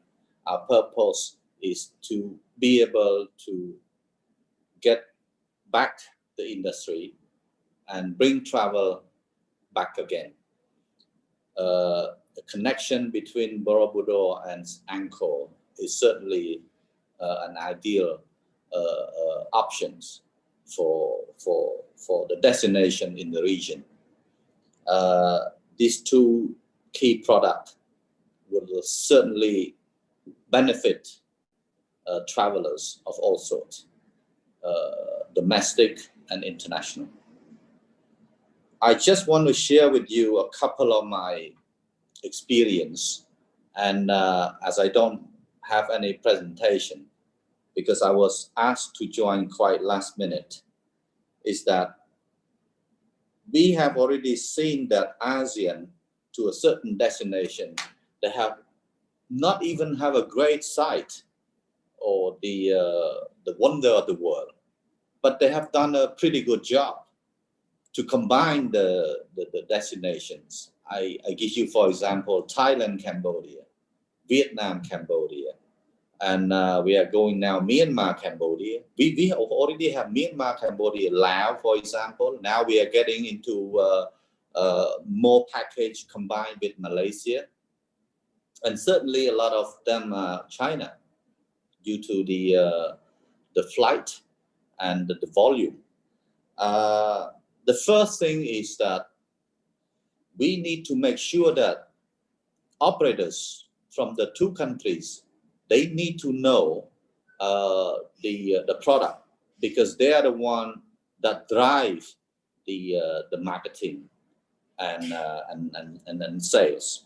So I think that first we gotta have the air transportation, and I think that without air transportation you can't really talk much about it. There's nothing much we can do. And not only that, air has to be more competitive among the other neighboring countries, because we are competing with our competitors every day in the market, especially promoting this sector. And I think that the great advantage of our two wonders of the world is that they're great, and they had a long history, and we just need to make sure that they are connected. And I think, Ambassador, we need flight.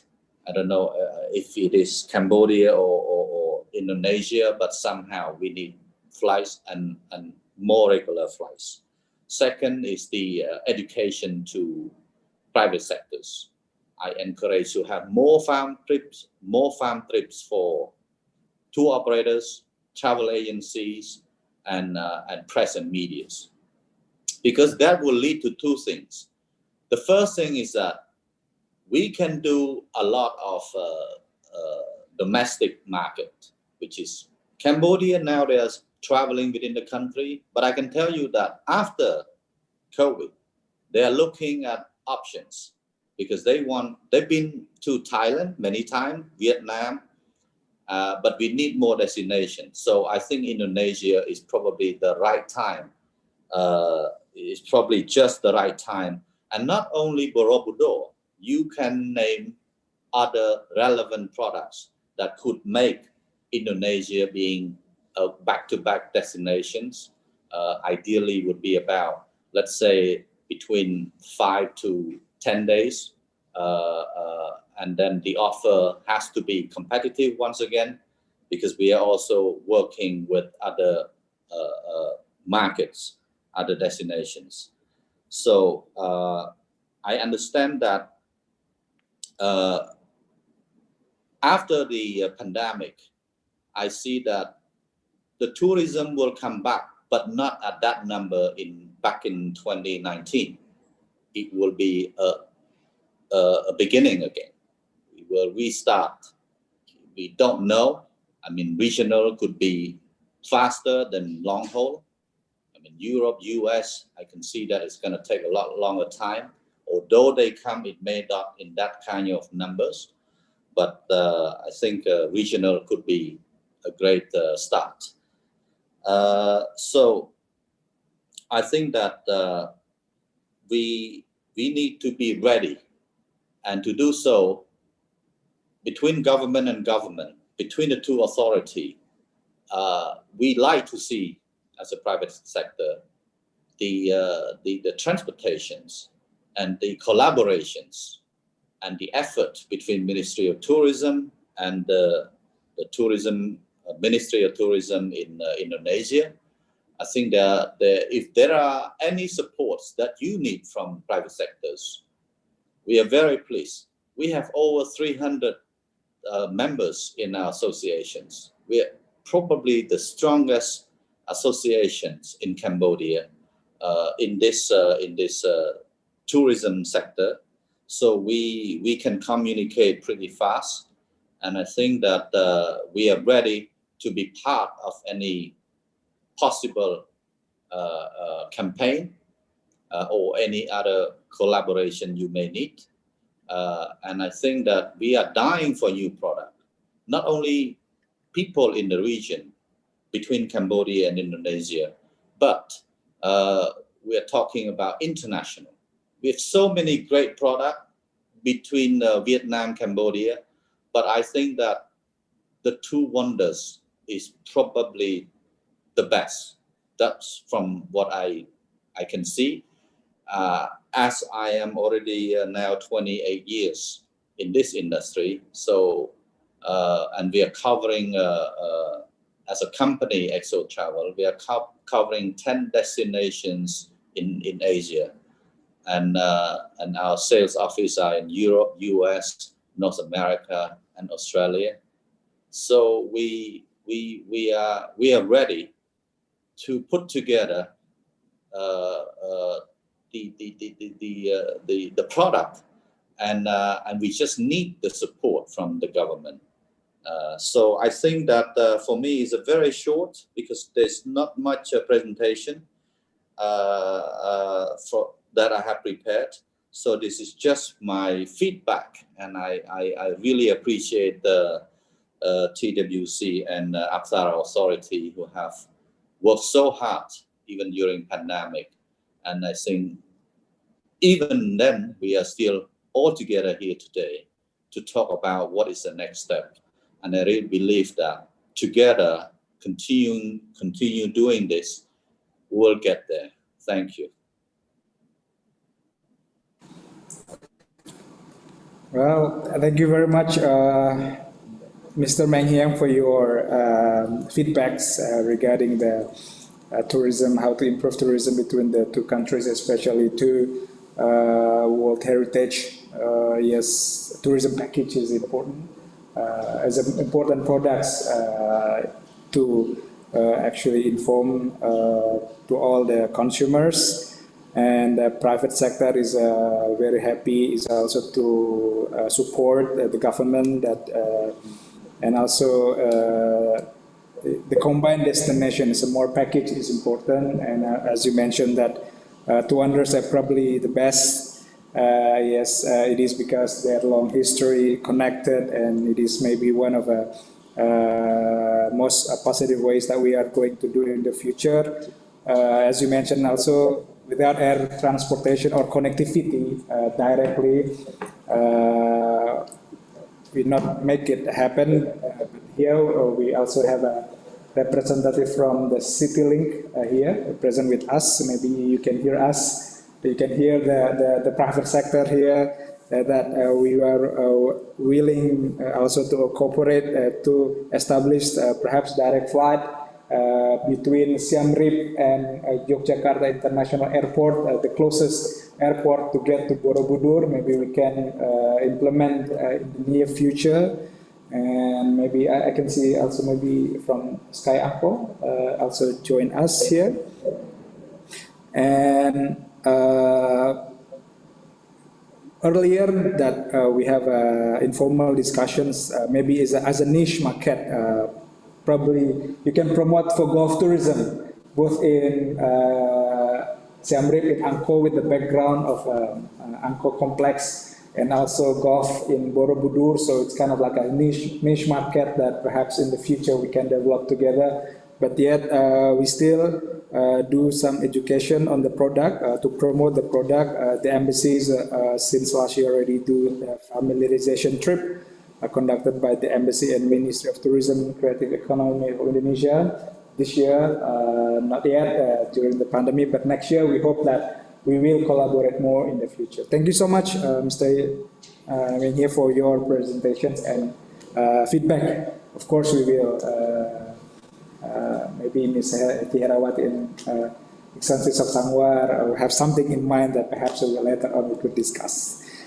Last but not least, we have Ibu Mirza Ananda, Advisory Board Association of Indonesian Tour and Travel Agencies, or Asita, Ibu, in Central Java. Borobudur, Candi Borobudur is located in Central Java. And it's one of the the Central Java also have MOU between Central Java Province and also Siem Reap provincial government on the cultural activities. So maybe we, Ibu Mirza could actually share in the private sector in Indonesia. How is it now? Please, Ibu Mirza. Okay, thank you, Mr. Noam. Am I clear enough, my voice? Yes, very clear, Ibu. Okay. Please, yes. Okay, thank you. First of all, I would like to thank you to the Indonesian Embassy of Cambodia for this great opportunity to me. I am Mirza Ananda on behalf of the Central of Java Tour and Travel Association to present to the beauty of Borobudur and surroundings such as Yogyakarta and cities in Central of Java like Semarang, Solo, as well as Karimun Jawa in the north in this virtual webinar. His Excellency Mr. Sudirman Haseng and all the honorable speakers and the participants of our webinar today, let me give you a glimpse of the wonderful Central Java and Yogyakarta that make tourism in Borobudur more attractive and interesting to be visited, especially people from Cambodia, to come and experience the world's largest Buddhist temple. Can I share screen now? Yes, you can share your screen. Okay.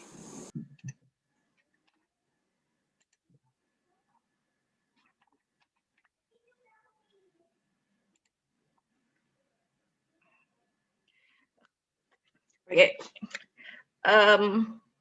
As we all know that nowadays the COVID situation, pandemic situation makes us, the private sectors, especially in tourism, having some declining in our cells, but this is not the end. We believe that tomorrow tourism sectors will be booming again, and Cambodia market from Cambodia can increase to come to Central Java and Yogyakarta, as well as Indonesia. Okay, Borobudur itself located in Magelang City, province of Central of Java. They have good access from Jakarta. There are various access to visit Borobudur. The closest airport is from Yogyakarta, Semarang, and Solo City. So each city has its direct flights to and from Jakarta, which is approximately 1 hour direct flight, and it's relatively convenient because the flight is available every 1 hour, and numerous domestic airlines also reliable, such as Garuda Indonesia, Sriwijaya, Citylink, Lion Air, and etc. And internationally, before pandemic, there were direct flights as well from Malaysia to Semarang, Yogyakarta, and Solo City that fly direct. It took about 2.5 hours flight. There was also AirAsia, and used to be known by Silk Air, which I believe will be flown next year by Scoot to direct flight Singapore to Yogyakarta and Semarang as well for 2 hours and 40 minutes flight. And then there are lots of train access as well to Jakarta, Semarang, and Bandung, also Surabaya, that usually takes 8 hours long by train. Now, because nowadays we do have highways access that connects Java Island from west to the east, so it eases the movement to reach Central Java as well as Yogyakarta by land. It only takes around 6 hours driving, which is approximately 500 kilometers away from Jakarta, and 2 hours from Surabaya, the capital city of East Java, our neighbors. Okay, now this is Magelang, the city where Borobudur located is. There also a lot of experience can be done there. We do have Putuk Setumbu sunrise tour. This is the one. So, and also nowadays the trending is with the VW Cabrio tour, which takes usually around 2 hours. And we go to the rice fields surrounds the Borobudur. We can see Borobudur as well with the VW tour. So it's not only go to the Borobudur, but we also have lots of different tours in there as well. And we do also have the rafting because there is an Elo River next to Magelang for those who like to spend some outdoor activity. Next, now this is the viral one here domestically now. We call it Nepal Van Java. It's located in Kaliang Creek, a village above. It's near the top of the mountain of Merapi Mountain, the left one.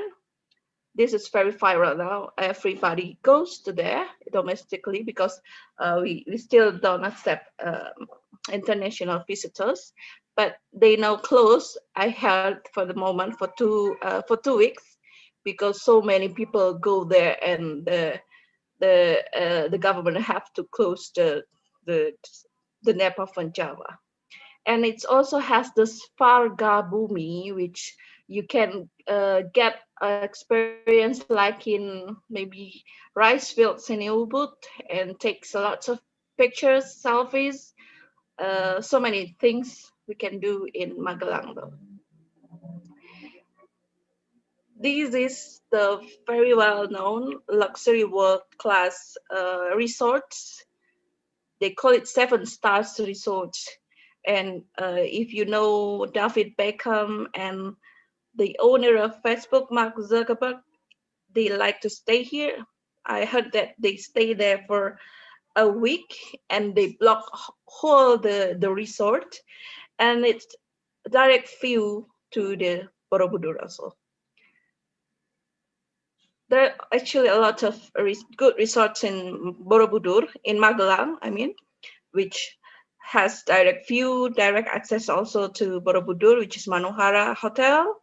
And this is one of the resort in Magelang called Plataran Hotel Resort.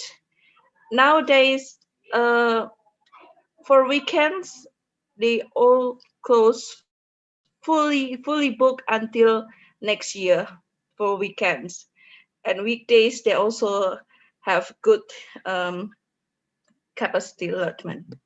So yeah, there are a lot of people domestic from Indonesia go as well to Borobudur. And not far from Borobudur, to the east, to the south of Magelang, there is Yogyakarta city, which is 50 kilometers located, not very far. Usually takes about 1 hour driving, 1.5 hour driving.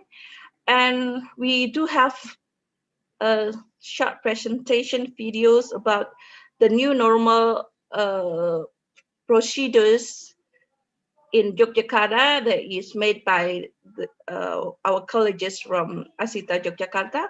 Maybe I can show you a bit. It's only 3 minutes so long.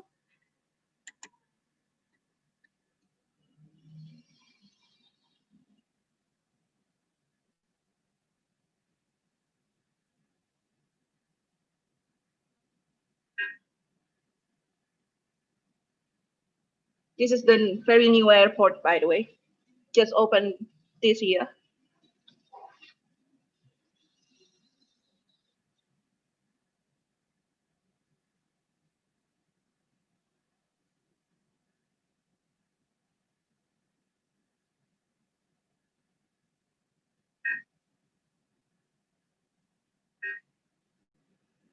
There's not only Borobudur temple, we also have Hinduist temple in Klaten, Prambanan temple.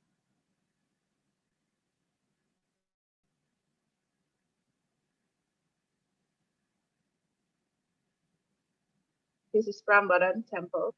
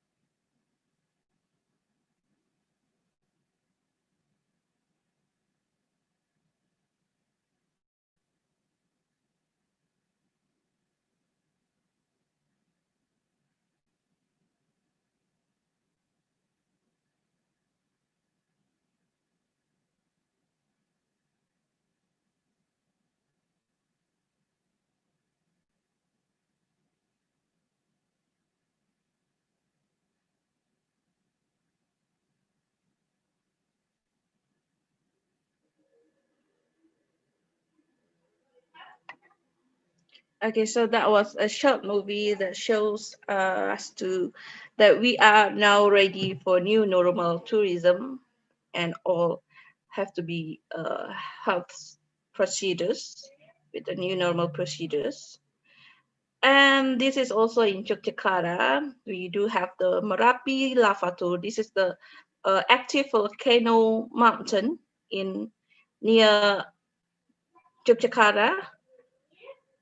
As you can see this, there can be an outdoor activity with jeep tour for usually 3 hours, and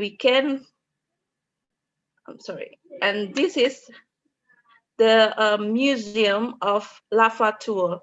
As we know, on 2010, there was a very big explosion of Merapi Mountain that almost 10 villages has been grounded and everything is smashed out.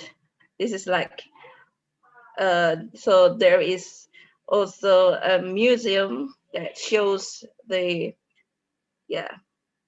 this.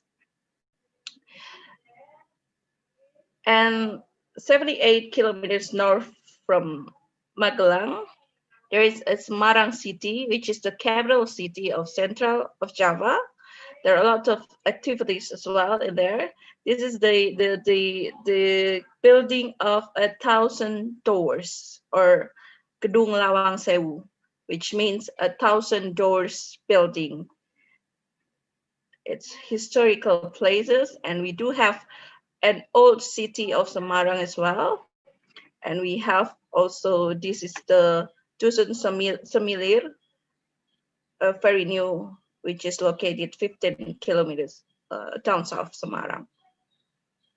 Not far from there as well, there is my city, which is where I located in Solo or Surakarta, 85 kilometers or 2 hours driving from Magelang or Yogyakarta. This is very authentic city where you can also make a batik tours, wayang kulit tours, the puppet show, wayang orang, puppet craft making tour also in Surakarta, and batik making. So you basically tourists can see how batik is made, how batik is produced. And we have 2 kingdoms in Surakarta as well, 2 palace of kingdoms, which is Kasunanan and Mangkunegaran in Solo. And about 150 kilometers from Magelang, up north Magelang, from Borobudur, there is an island called Karimun Jawa.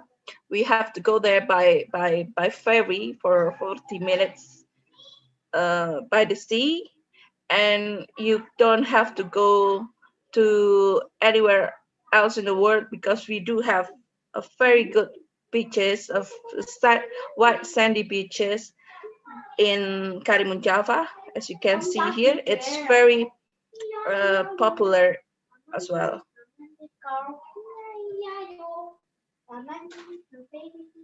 Tour packages we can make from 2 days 1 night until 7 days Great Central Java Tour in Yogyakarta. We also can combine, as Mr. Meng said, not only Borobudur that can be sold, but we can also combine it with Jakarta and Bali, or maybe Kalimantan with their orangutan. We can make it like 10 days Great Indonesia tours, which is very, very good to go.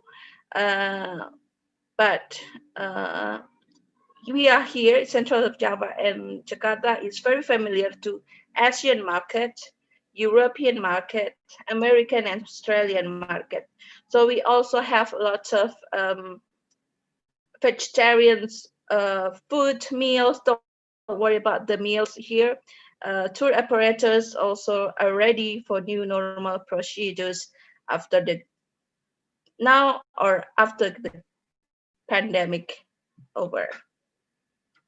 So this is a very short my presentation. Sorry, this is post share.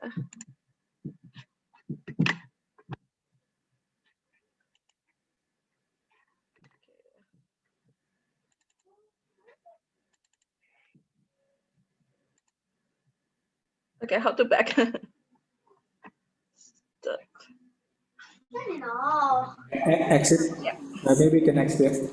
Okay, so to the His Excellency the Ambassador, maybe from us, from the Asita Central of Java, would like to maybe next time we can share like a family incentive trip with the tour and travels from the Cambodian Travel Association. We will very welcome if you can send some of the international outbound tour and travel to come to Java, and we can make like a family trip. We are very welcome you here. We will accommodate everything you need here. You just come here and fill all the tour here, so you can sell it again to your customers in Cambodia. That's from me. Thank you very much for your attention, and Mr. Noam, I'll get back to you. Thank you very much, Ibu Mirza, for your presentations regarding the tourism in especially Central Java and Yogyakarta. That's the center of Indonesia, and where's the Borobudur located? Not just Borobudur, TWC, Taman Wisata Candi Borobudur, is also managed the Prambanan Temple and Ratu Boko Temple, and maybe if our Cambodian counterpart is just lots of similarities between those three temples. Borobudur maybe perhaps Bayon, or Prambanan close to Angkor Wat, and Ratu Boko to Previa. So there are similarities. So this is how in the future that we can actually develop more. And we've seen the new big Yogyakarta International Airport is a main hub for the connectivity to get into the regions. Perhaps maybe our colleagues from Citylink Airlines could see these opportunities to have a direct flight from Siem Reap to Yogyakarta International Airport. And of course, she also mentioned about Borobudur and beyond. We experienced the cultural heritage and as well as the modernity of the cities Semarang and Yogyakarta. And this time is a very good time for both travel operators, agencies in Indonesia and Cambodia to get together to cooperate to develop and combine the package that will be ready to release after the pandemic. And of course, we take a very good note for the cooperation for familiarization trip in the future. So, Mr. Meng Heng, maybe we can we can start on that next in the near future after the travel bubbles already been in place. Both within the ASEAN, especially to Indonesia and Cambodia. Thank you very much, Ibu Mirza Ananda. So maybe if is there any questions from our participants? We invite participants from the ministries and also from the private sectors, the academicians, to join us. Perhaps if you have questions, please do so to our notable speakers here. And maybe before that, maybe Ibu Heti and Excellency Soksangwa, this is a good start for us, for TWC and also Apsara Authority to actually implement bit by bit the Memorandum of Understanding that was signed, even though it's delayed because of the pandemic. But I think it will be a good setback to actually make things happen in the near future. perhaps, yeah, maybe Excellencies have something to say.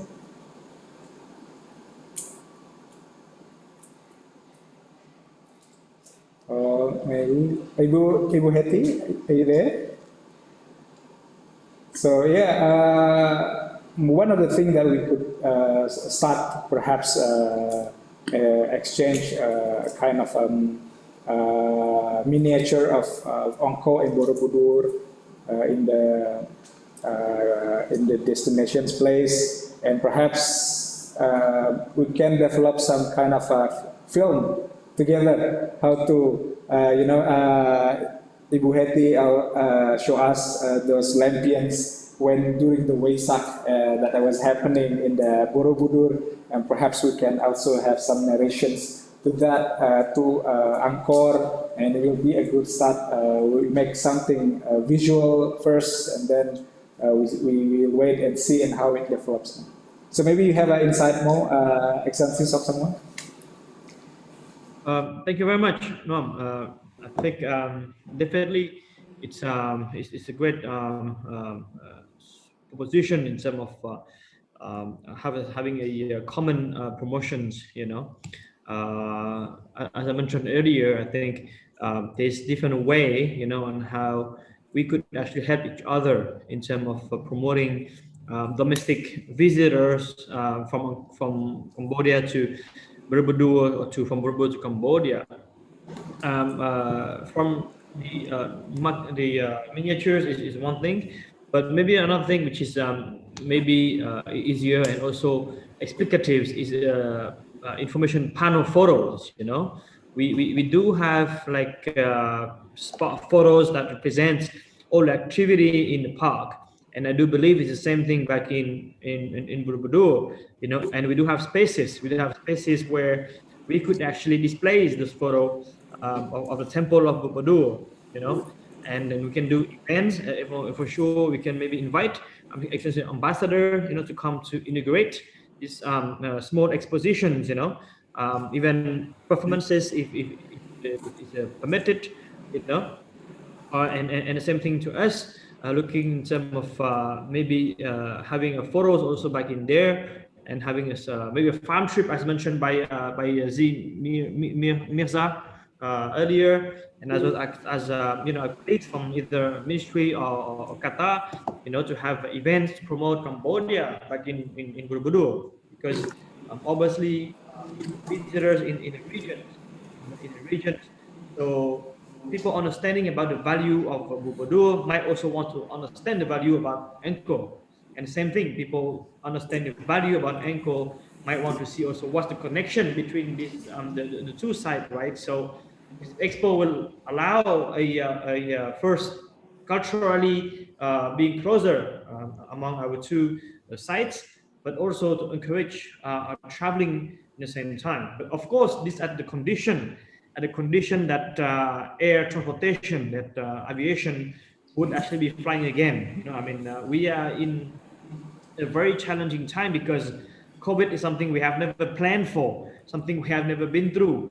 So we can always plan to do things, but there's really certain conditions, from the entry conditions, if you do have to do self-quarantine for 14 days, it might also be a barrier. But we have to understand and respect the reason of the quarantines, in terms of safety, So eventually, maybe between that mutual promotion online, maybe on the websites, we could have special sections where we could have a section about Borobudur, and Angkor could be promoted on your sites, and so on like that. Yes, so this is something that we can do without being on place. I think we also save also the budget, in terms of putting online rather than printing and transporting all the items back in Borobudur or the team coming here. Yeah. Yes, thank you very much, Excellency Yusuf Sangwar. We do take note on that, and we will communicate with also colleagues from TWC regarding to this matter. I think it's a very wonderful follow-up that we will do. And actually, just to mention that Indonesia also have a Itasa Hall inside complex Indonesia Technical Angkor. So maybe that will be one of the main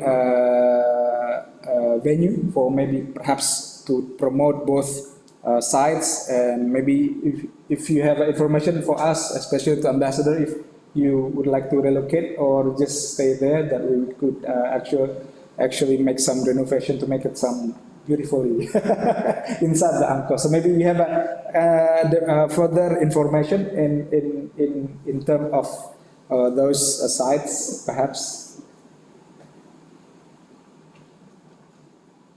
Right. Yes, regarding the Itasa Hall, maybe you have a further kind of strategies or perhaps development in the future that maybe it will stay there, or you will relocate to another venue because perhaps in the future that we can make it the Itasa Hall as a main platform for promotions regarding the Indonesians, not just miniature but also the image. Yeah. So we could consider to have something in Tisray, Tisray, where we have a nice welcome center over there, the welcome center. At the moment, the welcome center in Angkor Wat is being constructed, So I think by the time that COVID will be over, we don't know, I think a long time. So I do expect that the welcome center in front of Angkor Wat, right, that will be the massive, the gathering points, would actually be also serving as a hub to actually promote site, for X time, for X week or X month, according to our agreement, where we could have, of course, the photo. You could have maybe somebody that know well the site, that could be standby there, so they could explain to other visitors about Borobudur or thing like that, Yes. It's something that is I think doable. Of course, we need to discuss the conditions of this expo, but something that I have done before. We have done before with Huangshan, with the mountain back in China, where they have exposed for 2 months in Tisray, Ibn Tisray, where the mayor came over. We had the national TV covering this event, and ourselves was also invited, and our expo was covered, printed by the Chinese authority, where we was explain all the photos, and myself, I've been there for the opening actually. Yes, thank you very much, and I'm sure that the TWC also will be very happy to host the maybe replica or images from Angkor pictures, because the connections that we need to actually educate people regarding the trail of civilizations is very important. So this is actually that is a way, as Mr. Miang said, that one of the two of the most important places that people must know regarding the reach of the histories of our ancestors have built in Angkor and Borobudur. And so thank you very much, Excellency Soksangwa, and in your busy schedule to be present here. And I believe you have another meeting that maybe you can attend. I have to apologize, Ambassador. I have to apologize for this unexpected meeting that I have to join now. So my colleague will replace me until the end of the webinar.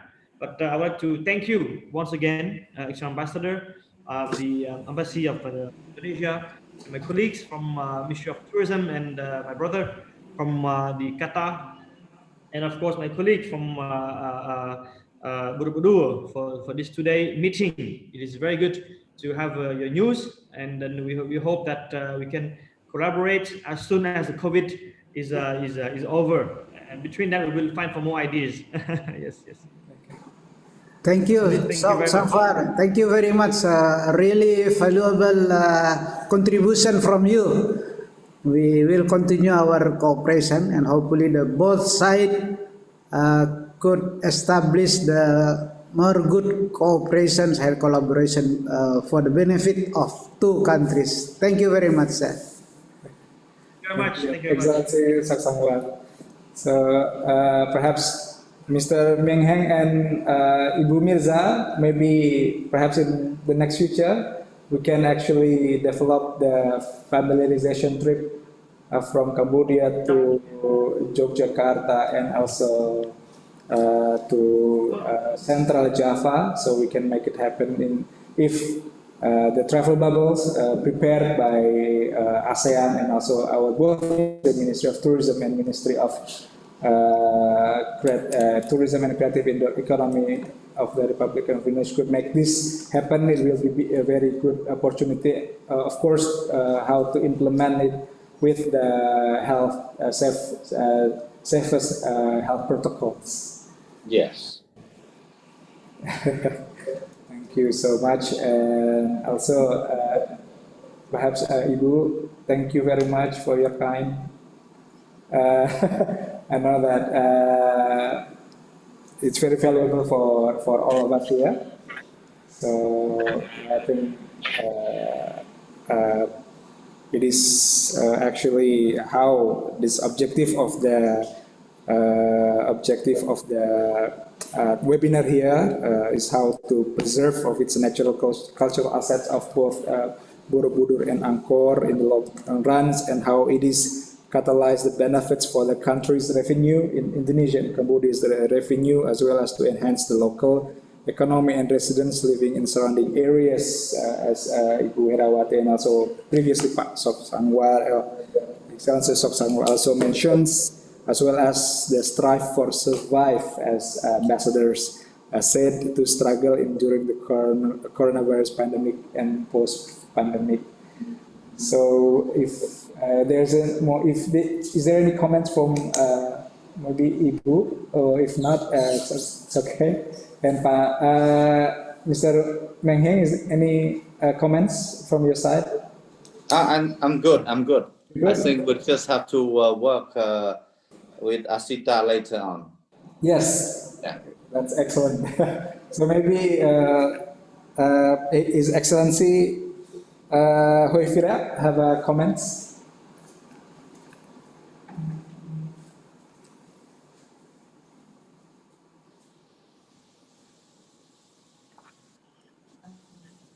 Yes.